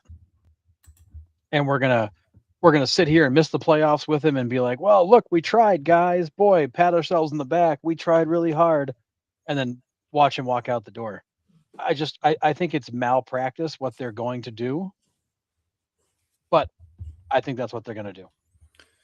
Yeah, Ivan says Scubal's staying in Detroit and they will go for it, and then he'll walk and test free agency. I think it's stupid of them, but it is what it is. John Temple backs that up. Tigers better trade him. I will personally represent the fan union there in litigation if they don't. I mean, for me, it's not even necessarily the state of the Detroit Tigers as it is the state of the AL Central itself. That whole division is so volatile. You just never Trash. know what's going to happen, right? We've talked about the last couple shows where like Tigers win like, 18 out of 20 to end the season, and then they lose 20 out of 22 the next season. And I just, you have to get something back for this guy. He is the best arm in the Major League Baseball right now. You have to. Even if you think that you might have a chance, that's not enough for me. Might having a chance is not enough for me to not get something for him. I need to know, almost cemented, that I have a playoff berth instead of, well, we might get there. Let's hang on to him. You are not setting your team up for the future if you don't trade this guy. So, God, I mean, I hate it for Tigers fans. I really do. But you have no chance of signing this guy. You have to get something for him. Have to. Yep. Yeah, I think the Tigers are going to, at the end of the day, they're going to wuss out on making the move, and then they're going to sit there and pretend like they think they're a contender, and then be aw shucks guys when they don't make it, and want the fans to believe that was worthwhile. I think most fans are going to see right through that and realize they screwed up. But I think this is an ownership group that's more afraid of the fan backlash than of being wrong. Yeah, I don't know. I from the outside looking in, man, you are doing your entire organization a disservice if you do not trade this guy. Agreed. So, yep. All right, let's stay in the AL Central, Harrison, and go to Joe Ryan. Interesting piece here to really help a rotation. The Braves. Oh, Joseph here. I'm over him and his posturing. Trade him. Coming from a huge Tigers fan, so love that. So he's kind of with us. So I think I wouldn't be shocked if more fans feel that way and they see it for what it is. I think he's been very disingenuous with that team, with what and we saw it through the arbitration. I think he's been very disingenuous and has very much looked out for himself, which great. I mean, fine. Can we say WBC? I mean, yeah. And then you had the WBC situation, and then, this team got off to a terrible start, and he was just kind of like mad about it. And I think that he's been, I don't look at Tarik Skubal as a guy that is a stand-up character guy. I think he's a guy who's extremely selfish and just looking to get paid. Yeah. And more power to him. He's allowed to do that. But I don't think when he walks out of town, Detroit fans are going to cry about it. I think they were expecting it and they're going to be okay with it. Fair. All right, Joe Ryan. So Braves need help. Brewers need help. Red Sox might have a couple spots in their rotation. Who gets Joe Ryan at the deadline if he's moved? He's been on the block for, I don't know, 18 months, and he's still there. I don't think he gets moved. I think for whatever reason the Twins just they like having a veteran guy. He's been very good. He's an anchor that you can build around, and I think he goes nowhere because that seems to be the MO. Every time they think they're going to move him or they say they're going to move him, he stays. Yeah. Silic says they're asking for a scuba haul for him and no one is entertaining it. That would also make sense. Do you know who I think the sleeper team is for both of these guys that we haven't even brought up once? Tampa Bay Rays. Imagine one of these two guys in that rotation. Does that make the Tampa Bay Rays a legitimate threat? Oh, for sure. But we know the Rays track record. This was a team that traded Randy Arozarena and a couple of other guys when they were still in the playoff hunt. Like, this is not a team that plays using the same textbook as everybody else. No, but the reports are saying that the Rays are actually going to change what they have been doing. I mean, we'll see it if it actually happens, but I would love to see that be reality. I don't know that I believe that the Rays are going to suddenly wake up and do something different. They should. Fair. This team is loaded. Yeah. And if there's ever a time to go all in, then this is the one. But I think when you're the Rays, you look back on David Price and all that stuff and kind of go, not big game James, like none of that ended great for them. And it's not necessarily, I think, a path they want to head back down. But if there was ever a team to build around, this is the one, because you finally have McClanahan, you got Rasmussen who's pitching, like you've got the guys, you've got the lineup, like you finally have the team. If I'm the Tampa Bay Rays, I'm not even looking at what I have on the field. I am looking at the entire American League landscape as a whole. And if I'm the Rays, I've been that team that is right on the cusp every year. Great team, steady team. They don't have the history of buying at the deadline, buying in the offseason, buying period, right? Yeah. But I'm looking at the whole American League landscape, and there is not a standout team. Everybody is neck and neck. I mean, the last place teams and the first place teams are not that far apart, right? I think if I'm the Rays, I'm like, if there's any year to go for it all, it's this one. Yep. Because we can beat everybody in the AL and get to the World Series, right? That's my outlook on it. Whether they do it or not, I would doubt it. I'm with you. But if I am looking at the whole picture, this is the year to buy heavy at the deadline and just straight go for it. You've put yourself in that position to do this. You have the farm behind you, right? And you always will. The Rays always have those guys. They are finally in a spot where they can buy and go for a World Series title. Will they actually do it? I don't know. Yeah, I so badly want the Rays to go make moves and finally make a run. But at the end of the day, I don't see them doing it. That's just it's not in their DNA. It's not who that organization is. It's not what they ever have done. Yeah. But if there's ever a time to do it and break the mold, it's this year. Yeah, I'm with it. Ivan says the Rays do not have a history of buying big. Now is the time to do it, but I've never seen it, so I don't know what that would look like. And that's what you're with us. Like, we're all saying the same thing. Yeah, the Rays build good teams and then make baffling moves when they have made them. Yeah. That's fair. Curtis says the Rays originally drafted Joe Ryan as a fact. Kind of cool. John Temple, Tampa trade for Arozarena and Castillo. I don't care who we get in return. Both guys' contracts are up and we won't be able to afford them. So they get Arozarena back. I don't know. If the Rays would put Caminero in the outfield and get a certified third baseman, the whole American League is in super trouble. And that's what I'm saying for it, right? I mean, Scott's saying go for it. Rays championship would be a breath of fresh air. Oh my goodness, yes. They're not many pieces away, to your point. I mean, no. they've got a great squad. A couple starters, a fringe position player, or a third baseman. Man, that team's dangerous. Look out. But that team is loaded. That yeah, is a scare. That is a team nobody wants to see in the playoffs.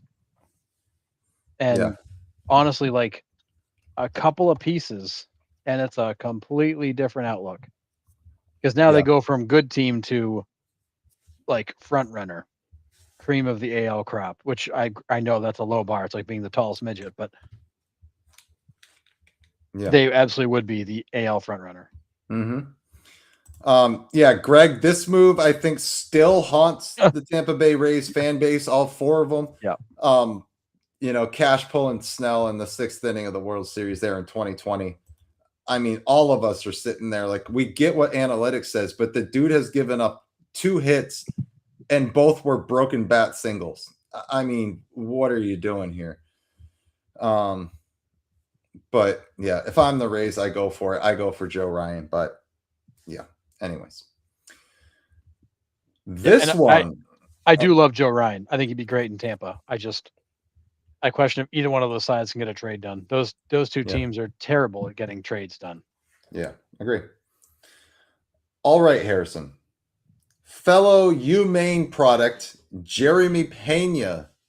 His name has been floated out a lot. He's a free agent at the end of 2027, so he comes with a year and a half. Teams need shortstops. Now, Astros are in a weird spot, right? Because the AL West is trash. Anybody can win that division. Hell, the Angels could come back and win that division, and it wouldn't shock me at this point. That's how crazy the AL West is. I know that's a little tongue-in-cheek. The Angels will no chance. But does somebody make a deal for Jeremy Pena leaving the Astros?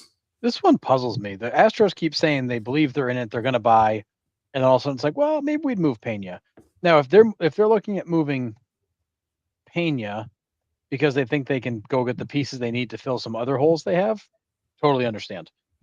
But if you're trading Pena thinking this is like a rebuild for the future move, then it makes no sense for you to say we're in and then be like, oh yeah, no, never mind.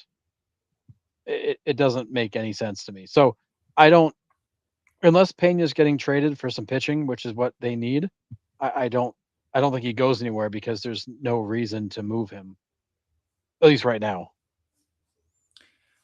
Yeah, I'm with you.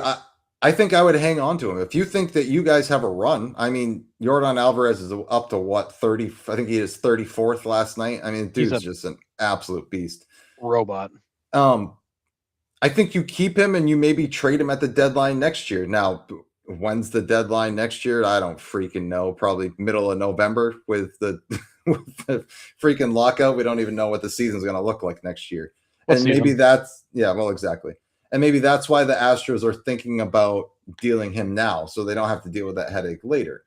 But I just, it puzzles me. But the shortstop market is high right now as well, and maybe that's what the Astros are looking at. Right? There are, like I've said before in the show, there's 4 or 5 teams that are looking for a shortstop, a talented shortstop. So I think the shortstop market itself is high.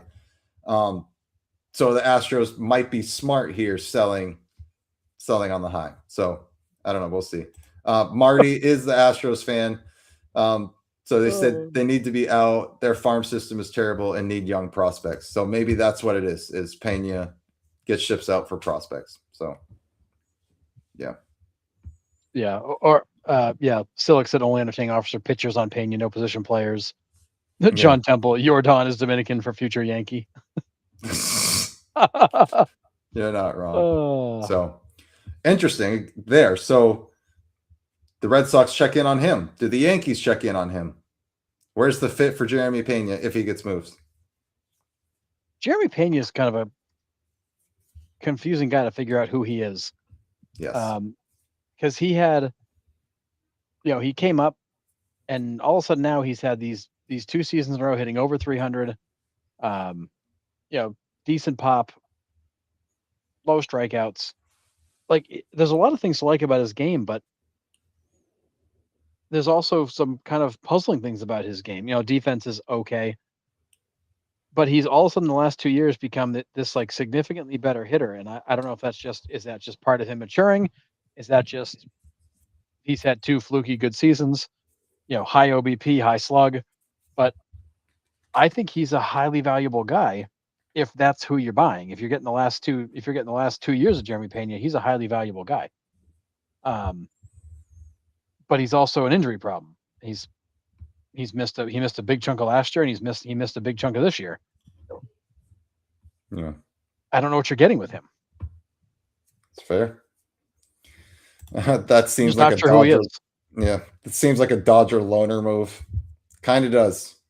Definitely like that Manny Machado, that Trey Turner kind of Yeah. shortstop at the deadline move. Definitely does feel like that. All right. This guy's got a no trade clause. He's been very vocal about not being traded, but Byron Buxton. Phillies really need an outfielder. Would he waive his no trade clause to go to Philly? No. I think everything I've heard is Buxton is not looking to move. He likes where he is. He's happy where he is. He's not looking to make any sort of change. Okay. And I think the team would be totally okay to honor that. And the last thing I saw is that the team, they're not really even taking calls on him. Teams are calling. They're just kind of going, yeah, he's not available. Yeah, I'm with you. I think he stays for sure. I think he's one of those guys. He's like a Trout, or he's comfortable. Mm-hmm. Like this is home. I've been here a long time. I don't want to go anywhere now. I'm not gonna just pack up and take off to somewhere new. Right. These next two names are very interesting and weird for me because I don't know where this team is going, what they're doing for the future or anything. But CJ Abrams, James Wood, both of their names are coming up, which is crazy to me. They're both like the cornerstone players for them, for the Nationals. I mean, who gets moved? Who stays? Do they both stay? Do they both get moved? Again, shortstop market is in high demand. Do you get a big haul for Abrams? I mean, everything that I've read, Taboni came out and said it last week that those guys they're not interested in trading those guys. They view James Wood as kind of a cornerstone franchise player, like their Jackson Chourio. And I think CJ Abrams, I think Taboni's comment was, we look at him as a big part of our future. Now, granted, if somebody calls and blows them away with an offer, it doesn't mean they won't change their mind. But I don't think the Nationals are of the opinion that those two guys need to go anywhere. I think they're of the opinion we've got other pieces we could move. But keep in mind, Taboni, this is his first year there. He's got 2 young cornerstone guys. He needs to pick somebody to be the guy that they can build around. I think that at this point, trading either one of them is going to be hard. Yeah, I mean, I would agree with that. I don't know. I think Nationals are so weird because they're outperforming anything that we thought they were going to be this year, right? Yeah. Most runs in the MLB by a wide margin. It's like 570 something runs scored. It's wild, but they've also given up probably the most runs in the league, right? I can't name one pitcher on their pitching staff. Yeah, they've scored 560. They scored 567, given up 541. Yeah, that's not great. No. So, yeah, I think Foster Griffin is the only pitcher I've kind of heard. He's that 30-year-old free agent rookie that we saw in the All-Star game. I've heard his name floated around. Oh, highlight says it right here. I think Abrams and Wood stay. Luis Garcia is the other name I've heard. Will be on the go. Foster Griffin 11-2, so he might be going as well. Yep. I agree. I think Abrams and Wood do stay ultimately, but like I said, a team might overpay for a shortstop right now. And the year that Abrams is putting in, a team might fork over the prospects needed to get him to put their team over the edge. That's where I'm at with that one. So, yeah, I mean, like I said, if somebody blows them away with some crazy offer, maybe they'll consider it. But if you're Paul Taboni, you don't want one of your first big moves to trade away a cornerstone guy. that's a tough way to get going in your first 6 months on the job, is to make that kind of trade. So I think there's other pieces they'll move on from. I think they're going to look to try to extend one, if not both of those guys in the offseason, and see who of that group or both of them become the face of the franchise as they move forward. Yeah. Kevin Gausman from the Blue Jays, free agent after this year. Pretty good workhorse for a rotation. Does the team take a chance on him? I mean, Blue Jays are essentially out of it. Do the Blue Jays move on from Kevin Gausman? I mean, the one thing with Gausman, he's super durable. Like he's not having a good season this season, but he's been super durable. He would be a great addition to any team, in that he's not an ace anymore. His numbers don't prove he's a top of the rotation guy anymore, but he's a great 2 or 3 starter. He gives you a decent amount of innings. He's out there every start. Every time his number comes up, he walks out there and takes the mound. I think he's a highly valuable player. And I don't see the Blue Jays re-signing him to more than a year or two, because he's 35. Yeah. I mean, he turns 36 before next year starts. This is a guy who's coming down to the end. But I think he'd be a very valuable guy to a lot of teams, because he's out there every day, out there every start, and chews up innings. Yeah. John Temple says the word is the door is unlocked for a George Kirby trade. I'm not so sure, though. Slip your offers through the mail slot, so we'll get back to you. The Mariners need so many pieces, bud, and I know me and you have talked about it throughout the week, man. They are so far away, and I don't know. I don't know where the Mariners go. It's a tough one, man, and it sucks. I hate that. They were so close, but they need about 12 bats in that lineup. Yeah, they're not a piece or two away. They're a lot more than that. It feels like this team has taken a massive step back. And granted, Cal Raleigh's one of the biggest reasons that offense taking a step back. He has been an absolute black hole. Yeah. They'd be better off not playing him. And if he is hurt, then go get taken care of, dude. You're doing us no good in the lineup every day. Yeah, I agree. We're better off without you. Yeah. Curtis, does Gausman have one good year left? I mean, maybe, but all you really need, if you're trading for him, I just need you for 2 months, buddy. 2.5 months. That's all I'm asking. Right? Yeah, Gausman's still very effective. I mean, he's 4-9 with a 4.51 ERA this year. ERA is a little bit high. Record sucks because the team sucks. He's pitched 115 innings, 117 strikeouts. He gets a lot of outs, a lot of swing and miss. He's had a bit of a rough stretch the last month. He's not looked very good, but he's also faced some lineups that were hot. I mean, he faced the Rays, he faced the Padres, he faced the Rangers.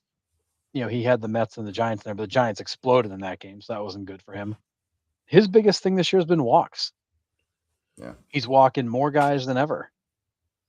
Yeah. And it doesn't, as we all know, that comes back to bite you. Mm-hmm. Yep. Can't give team additional outs for sure. Nope. Back to the Tigers. Casey Mize. Free agent at the end of this year. I have to believe with Skubal leaving, you want to keep Mize, because he has been good for you. He is, he's been there. And he's kind of been overshadowed. Here's a guy right now. He's 4-6 with a 2.79 ERA. He's made 15 starts.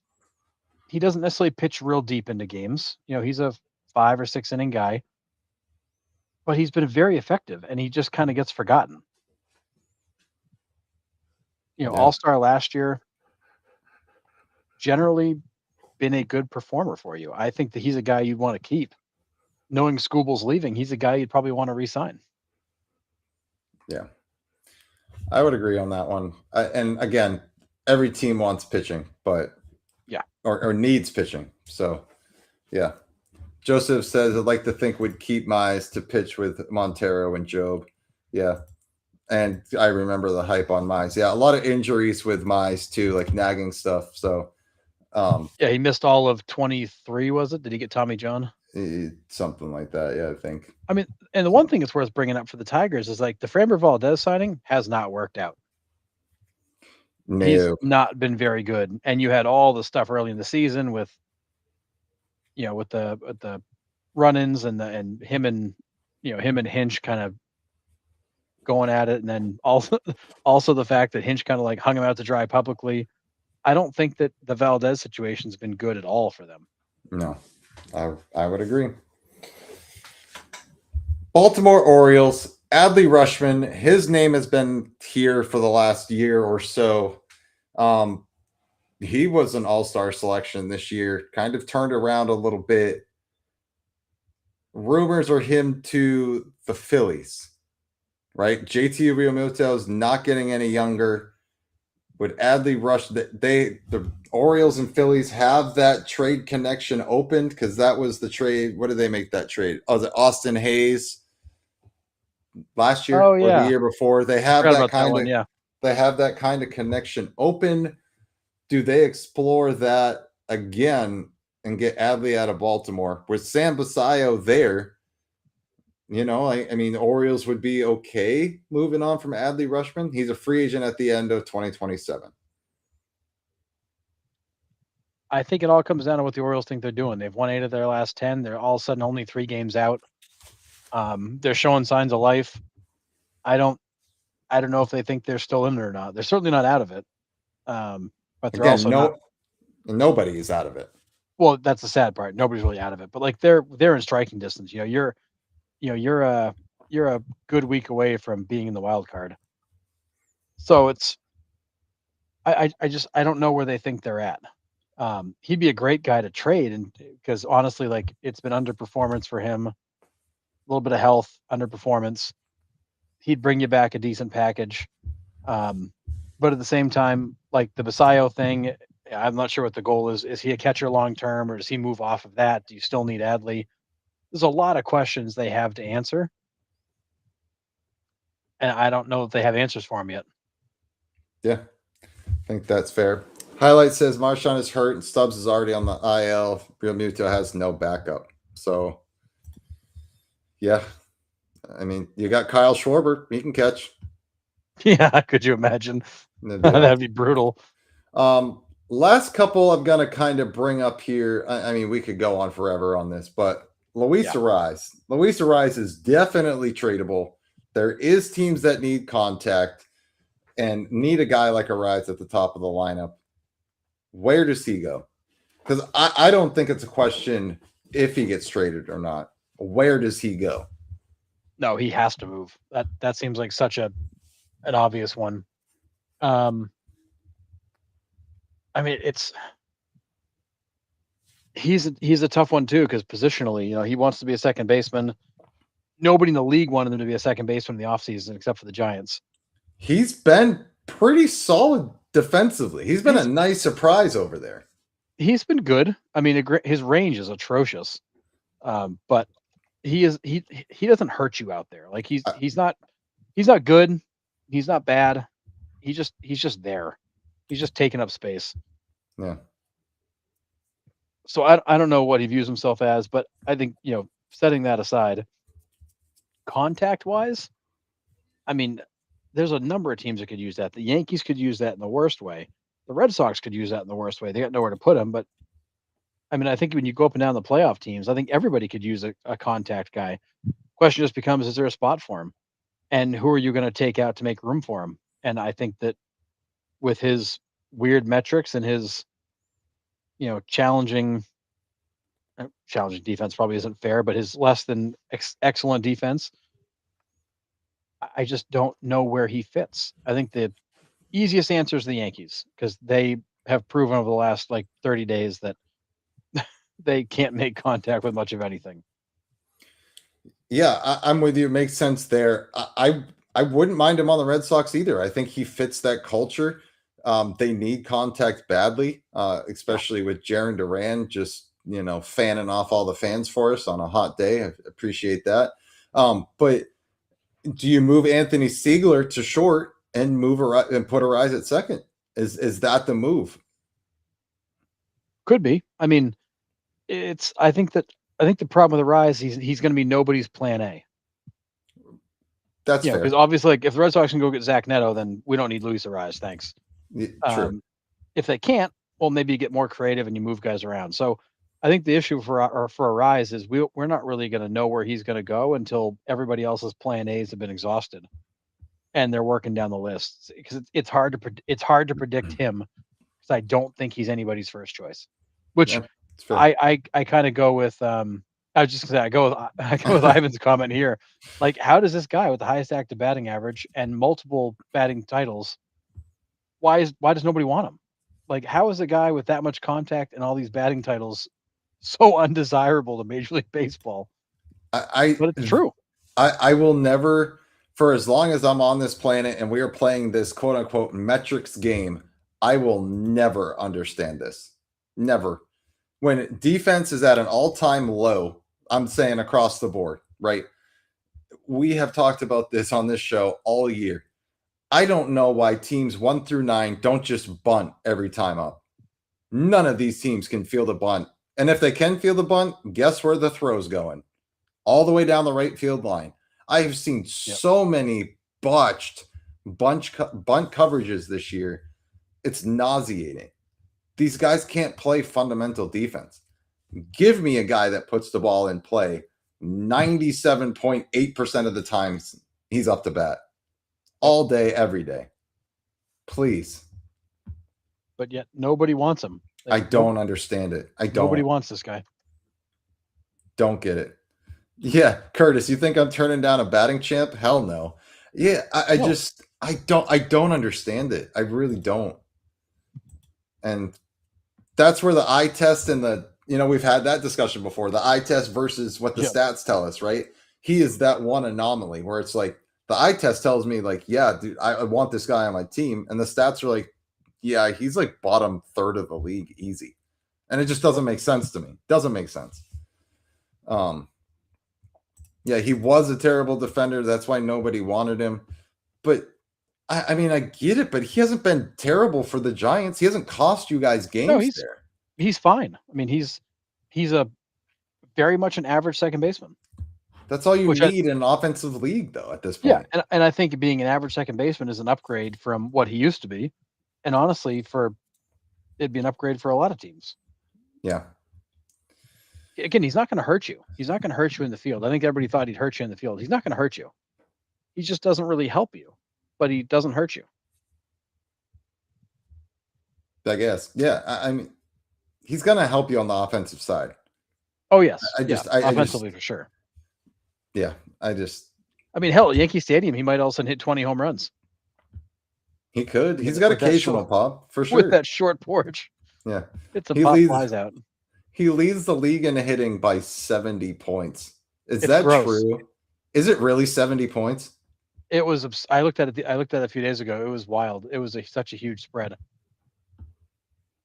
Oh my God. That's got to be the biggest gap, right? And not even close in history. 70 points between 1 and 2. Oh, no, not 70 points. Like, literally. He's not leading the National League. Otto Lopez is. Oh, right. Okay. But yeah, but still, either way. Yeah. And the funny thing with Arise is that one of the biggest knocks on him, he doesn't walk a lot. So his OBP is low. He's got a 359 OBP with 25 walks and 18 strikeouts this year. Like, he's actually starting to walk a little bit too. Yeah. Imagine if he was leading the league by 70 points, though. I mean, it would. Yeah. Sorry, John. Missed the sarcasm there. Yes. Yeah. That's my bad. That's one my error game. That's my. I booted it. Routine grounder. Yeah, Otto Lopez had a pretty good lead there for a bit, but guys are closing on him. That's right. But it wasn't 70 points; it was like 25 points. Yeah. But I would not be shocked if one of these days, one of these guys like Lopez or Arise actually does lead by 70 points, because they hit 325, nobody hits 250. Facts. Well, that's why I wasn't like completely shocked when that came across. I was like, no, it might make sense. But anyways, last name I'm going to throw at you, Harrison, before we move on. Sandy Alcantara. Marlins also in a weird spot. We've been talking about Sandy for 18 and a half years at the deadline and the off seasons combined. That was sarcasm. Does Alcantara also get moved finally? Marlins are kind of coming back to earth a little bit, but again, still in it. They've been out saying that they're looking for pitching. So do they hang on to him? What's the deal with Sandy Alcantara? What amazes me is the Marlins have lost 9 in a row, and they're only 2 games out of the wild card. Yeah. That's kind of how comfy they had gotten there. So I think the Marlins still very much believe they're in it, and I think that Sandy probably stays. I don't think there's a big market for Sandy either. I mean, he's continuing to show that he doesn't really have what he used to have. I'm not sure if it's hangover from the injury, if he's now more, I would say, limited than he was before, but he's been better lately. I say that, but really he hasn't been better lately. He's actually been worse lately. He's gotten roughed up a couple of times lately, but his numbers this year are better than they have been, except for this stretch. But he's still not Sandy. Like he's still not that guy. Wherever he is in the injury process, he's still not recovered. Yeah. And Silix, this nailed it right here. His worth went out the window 2 to 3 years ago, and now he won't fetch much. Right. Agree. I don't think the return on Sandy would be a lot, but he could be a nice number 3 or number 4 in somebody's playoff rotation. I wouldn't mind having him out there. I mean, the Marlins could use him in their playoff rotation if they think they're going to make a run. But Sandy Alcantara, he leads all of Major League Baseball in games started, complete games, shutouts, innings pitched, batters faced. He has been durable. He just hasn't always been effective. And so to me, it doesn't show signs that he's hurt or anything like that. It's just, I just don't think he's got the same stuff. But to his defense, when you are available that much and you have all those longevity stats, right? Batters faced, innings, like you're going to get hit more, right? When you're seen more by major league hitters, like you're going to give up more hits. You're going to give up more runs just because you are the guy that's always out there. Right? Yeah. I mean, yes, maybe, but I agree with you. He's not as effective as he was, right? I mean, he was lights out his Cy Young year. He's not the same guy he was. He's still I would say he's still a good major league pitcher, but I don't know that anybody's looking to give the Marlins what they probably want for this guy. And he's also a free agent next year. So it's one of those things where, I guess actually technically it's a team option next year. So he could be a rental for what it's worth. I don't think there's a big market for him anymore. There was a few years ago, but there hasn't been since. Okay. That's fair. Any other like big names that we've missed that you want to talk about before we move on? Is there anybody else that you could see that could move that would make a pretty big impact on a team? I mean, didn't even get to my Diamondbacks at all, but is there anybody else around the league that, one move could put them over the top or at least into playoff contention? I mean, when I look around Major League Baseball, I think there are. I mean, I think the Pirates, you could argue, are maybe one move away from being a legitimate playoff team. They're only a game out. They could use a little bit more, I think, thump in that lineup. They've got the best offense in the NL Central, so it's not like they can't score runs. But I think the lineup tends to be a little bit Jekyll and Hyde. I think, we talked about the Padres. I don't think there's any reason to think you can save anything there. The only team I still scratch my head about is the Texas Rangers. Mm. That is a team they've got a negative 30 run differential. They don't look good. They don't even play good baseball, but here they sit at 500 leading that division. I don't know what their story is. I mean, the Mariners are only still in it because the Rangers aren't that good. Right. Agree. Yeah, Scott's asking Ellie De La Cruz. I think the Reds kind of have an open door. I think the piece that gets moved there is Brady Singer. I could also see a team maybe checking in on Spencer Steer. I think Ellie De La Cruz is untouchable. I don't think he gets moved. But Yeah, for now. For me, I think it's Brady Singer and Spencer Steer from the Reds that teams will be checking in on. JJ Bleday is the other one. Had a really big bounce back year. I think a team could be looking to add a left-handed stick. JJ Bleday might be the move there. Yep. But Yeah, Ellie's not a free agent until 2030. His first year of arbitration is next year. So he's still affordable. They're going to hang on to him. So he's probably another year or two, and then they'll move him before he hits that final year. Yeah. Because that's when it gets expensive. Yep. So the team we didn't get to, Chicago White Sox. I have Kyle Teal here on the graphic. He is out with a high ankle sprain. Dude just got back. He play at the plate, high ankle sprain, back on the IL. Do the Chicago White Sox make any moves to stay atop that AL Central? I think you'll see the White Sox go make a move for, a back of the rotation starter, maybe a bullpen arm, but that's it. They're not going to go crazy. They're not trading any prospects. They are very much going to protect the young core. And I view it as they didn't expect to compete like this year. And I think they're okay just letting it play out. Yeah. Yeah, I'm with you. I don't think the White Sox want to do anything flashy. They're, I would say, 3 years ahead of schedule. I don't think they ever expected to be there. But man, this Kyle Teal stuff, like this one wasn't his fault, right? It's not a soft tissue injury. It's not him rolling his ankle over first base. He just gets slid into, rolls his ankle, trying to make a tag. It's just tough luck, right? Brutal. The kids played for like 5 minutes since he got traded out there. And they were so high on him, and he's going to have such a great opportunity. And then he just can't get on the field because of all this fluky stuff. Yeah. Yeah, it sucks. But it really sucks.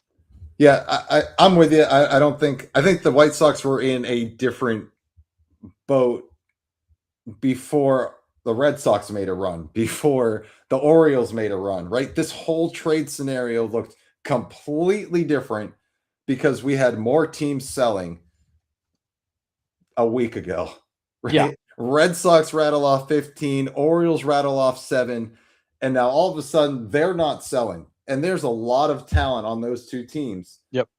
That would have been moves, right? Contreras, Gray, Duran.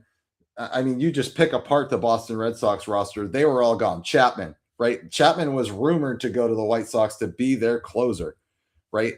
Then you got the Orioles, like Rushman was definitely gone. I mean, you had talks all over the place there.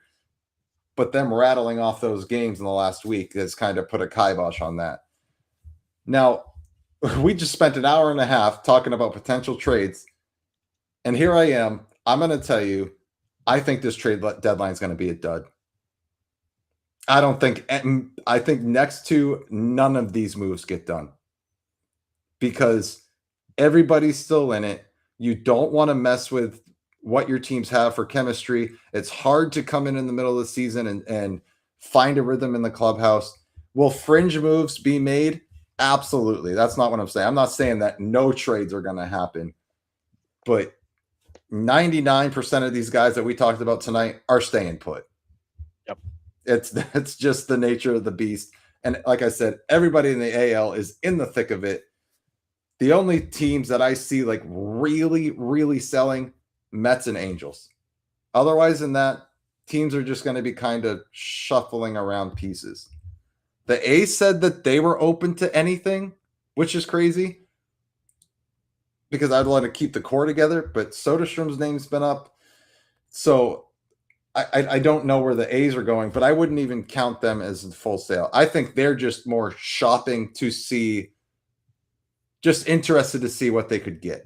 I don't think they're like really looking to ship guys out.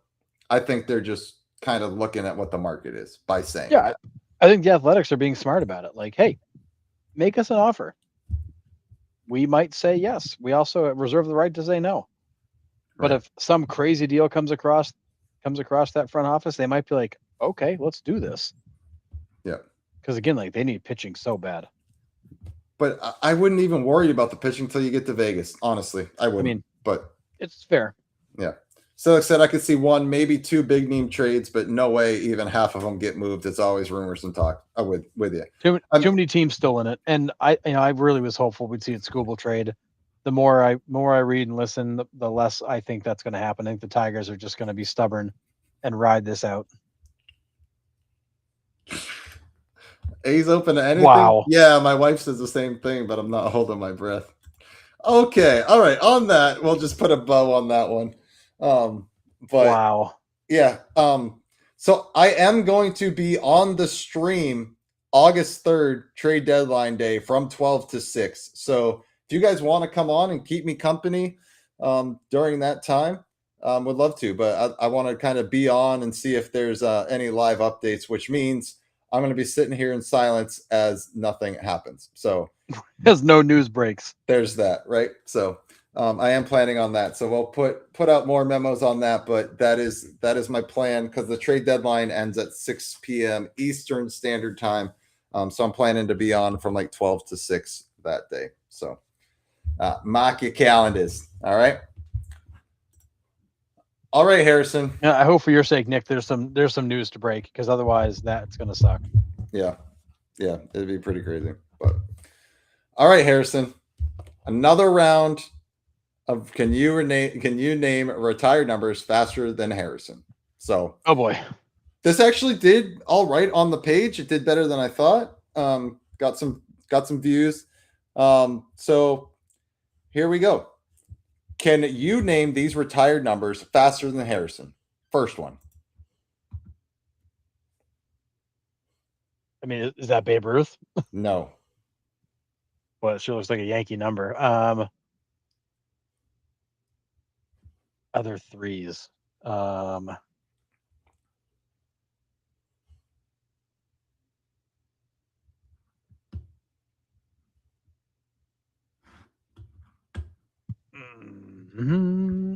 Other threes. Yeah, everybody's with me in chat. Ruth. It's not Ruth. There's no pinstripes. Another navy blue team. I mean, Dodgers. Navy blue. They have an orange trim. Oh, is this the Tigers? Mm-hmm. So it's got to be Trammell. Mm-hmm. Alan Trammell. Good. That's got to be. Is that Dodgers or Royals? Dodgers. Kind of like a lightish blue. Dodgers. So 4 would be. That's not Pee Wee. Roy Snyder. Yep. Duke Snyder. Good. Next one. I mean, they named a pole after this guy. It's Pesky. Yep. Pesky. Nice. If I get that one wrong, I should use my fandom. Yeah. Right. It's got to be Pirates. Mm-hmm.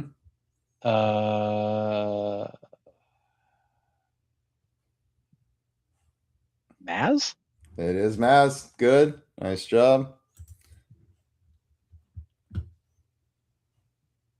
Like this one, huh? Yeah, what is that design? Oh, it's the Nationals with the stars. It's Zimmerman. Yes, Zimmerman. I was Good. like, what am I looking at? I saw that too, and I was like, "What is this?" Yeah, it was the stars again. Oh, it's got to be it's the Twins first baseman Herbeck. Yep. Good. That was a layup for you. You're welcome. 20. Is this the Giants? It is the Giants. This one might be a little bit trickier for you. Oh, I don't have any idea who 20 was. It wasn't Ott. It wasn't Mays. It wasn't. Oh, we know it's not Bonds. His number is retired there, but it's not Bonds. No. Not McCovey. No. Oh boy, I hope chat's got this one because I have no idea who this is. Yep, not McCovey. Let's see. I'll give you some more hints on him. Played from 1938 to 1956, is in the Hall of Fame. He's a left fielder, first baseman, shortstop. He did play in, pretty sure he was in the Negro Leagues. Yeah, played for the Newark Eagles. Is it Irvin? Does Ivan have it? Yes, it is Monte Irvin. Good. Yep. Nice job. Oh, man, yeah. that was a total. Monte Irvin. Was not going to come up with that one. Yep. All right.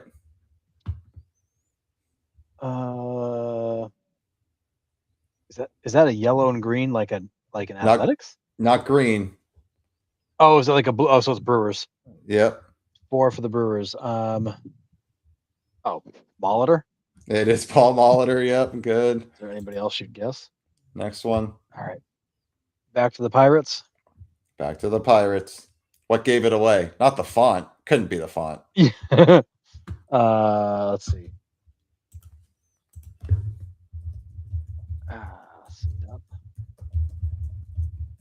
Clemente was 21.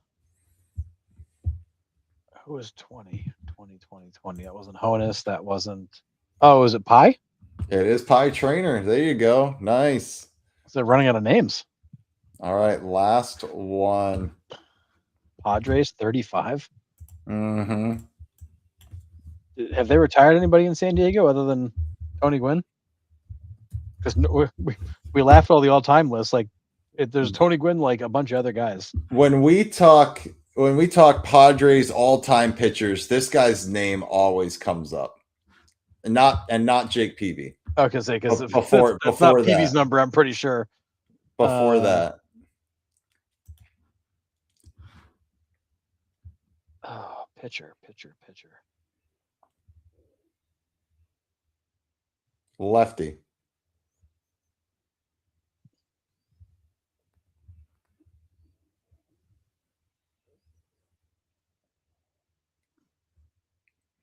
Oh, they got it in the chat. Scott does. Oh, Randy Jones. Yeah. Randy Jones. Nice job. I was never going to give you that one. Yeah, Randy Jones. So yeah, and then Ivan just got it too. I went a little bit tougher on you on that one. It's hard because the Padres, it's Tony Gwynn and then like everybody else. Yeah, Winfield's number is retired there. But yeah, I think it's Gwynn, Winfield, Jones. There might be one other. I can't remember. Hoffman? But oh yeah, Hoffman's for sure. Yep. But yeah. So yeah, nice job. Randy Jones, Scott got it, Ivan got it. Nice work. It's funny, the Padres have a decent amount of history, but like not a lot of good history. Nobody ever stayed there long. No. Yep, there for a cup of coffee and gone. Yeah, that's it. Everybody's there for a little while. Nobody stayed very long. Yeah. So yeah, that's those are tough when you get a little bit more obscure. Yeah.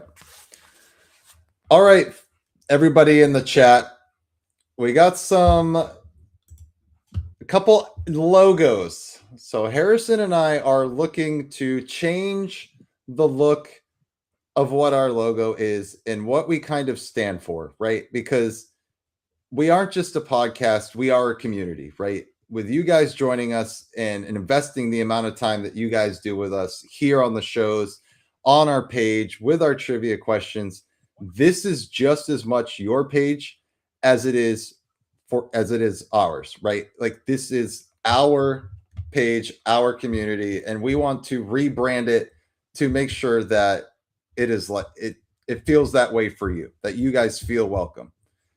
So we want you guys to vote on which logo you like the best. I am going to tell you like a little bit of tidbit here. The S and the B in baseball is paying homage to Sean Bogue, who started the podcast with us. We thought it was important to kind of keep him in the logo as he was a huge part of us getting started. So we wanted to that's where the S and B in the baseball kind of stand out in both of those logos. But which logo do you guys like the best? So I'm going to have you guys vote, and that's the logo we're going to go with from now on. So do you like just vote blue if you like the one on the left, and vote red if you like the one on the right? So which one do you like, Harrison?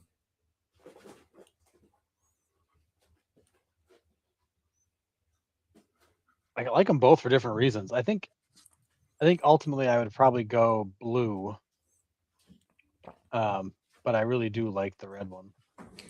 Yeah, I think the red one's sharp, and I might be able to go in and kind of like put the blue one in like that red font. Um, oh, a C for Cap'n would be a great touch too, That's a Michael. great touch, yeah. That's a great idea. Um, yeah, I do like the blue because it more matches our rounding third T-shirts as well. Yeah. So it's kind of going that, but And um, every baseball team is blue or red, so it's kind of like one of those you can't really go wrong. yeah. I like the one on the right plus the one on the left reminds me too much of the Dodgers, and that's fair. My left or your left? That's why I said blue or red, John. Unless you're blue-red colorblind, then What are you well, I'm holding the sorry. phone like upside down, or what are you watching on, man? Where your left is different? Well, I'm pretty sure we see the same screen on this thing, but I don't know. Yeah, no clue. Yeah, can't go wrong with either. Got to get me a new T-shirt regardless. I mean, Yeah, you yeah, do. yeah, we're gonna have to go in the store and rebrand all our shirts now. So, but pretty cool. Maybe we'll put Aw, the crap. the retro logo still in there. We'll keep the retro available. Yeah. So, yeah, we just thought it was time to. We just, that's only in June, Silix. um, Oh, goodness. wow. But yeah, we thought it was time to kind of change our look and describe of what we really are instead of like we're more than just a podcast. We're more than just a Facebook page. Like we are a community and we want to display that to everybody that's welcome here. So that's why we decided with kind of the logo change. So it looks like the blue one's kind of the winner there. But me and Harrison can definitely tweak it a little bit, but I think I like the blue one as well. So 2, 2, 3, 3, 4. I see it as 5, 3, blue. okay.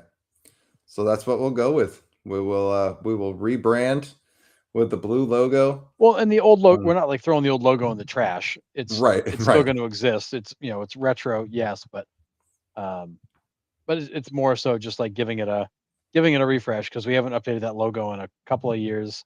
It's really just kind of like a Canva template. Yeah. And now, what started the whole conversation is that I had a reel from some baseball company, like a hitting thing, and I was like, oh, weird. So I opened it, and it's our logo, like exactly our logo. I'm like, what the hell? Just a different word in the middle of it, and it's they just got it off Canva. Yeah. But like we continue to see it pop up, and it's like, okay, like this isn't unique to us anymore. Right. It's We're seeing it in many places. I mean, we have had people like outright rip our logo off Right. and create a page with our name, but that's a whole different thing. Yeah. So it's time to kind of blue is better than red socks. Yeah. Thanks, Curtis. But yeah, I mean, Not for I do like. 25 years, it hasn't been. Yeah, well, that's true for sure. But yeah, I'm gonna go. I think we're gonna go with the blue. That's kind of the overwhelming vote So here. So thank you for your red input. SB and then a red C for capping. A red capital C for captain. Yeah, I think that would be incredible. That'd be cool. That was a great touch, Michael. I appreciate that. We will definitely make that change and release it later. So pretty awesome. So all right. Well, that's all I got for this evening. Harrison, do you have anything else? Here we are thinking, geez, can we fill up a couple of hours? This is going to be a short show, and here we are, 2 hours and 9 minutes. Like, oh, we could just keep going. Yeah. Right. Um, I don't have anything else. I mean, I mentioned to you before we went on, the Yankees at work have been connected to the Reds in discussions for Tyler Stevenson. I think that's a deal that probably could get done. I mean, we didn't talk much about the Cubs. The Cubs are obviously working the phones too. Yeah. They've also been connected to a couple of these pitchers as well as some players they have that they've gotten some calls on. So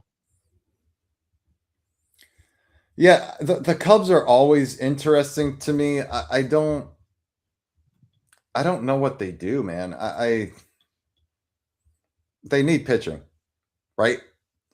I've also heard that Seiya Suzuki's name has been thrown around in trade talks because he's a free agent coming up, I believe.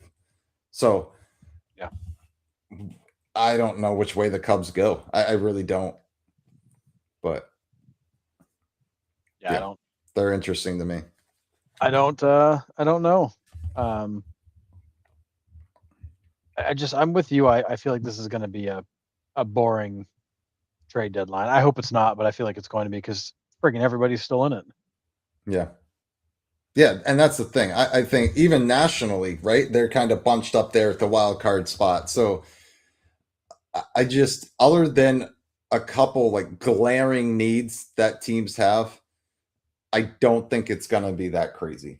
I think the asking price for the sellers is too high for people to buy, right? I mean, the shortstop market, like I said, is high, which means it might scare teams off that they have to give up too much to get one of those shortstops, right? Yep.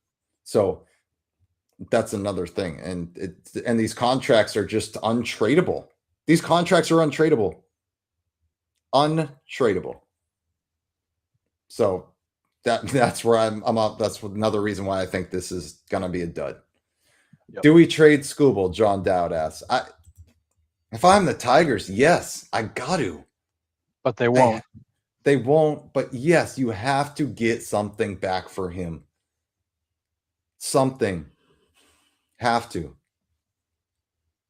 Well, I mean, what are the odds that the Tigers make the World Series, even the playoffs? They can't have great odds. No, they're low.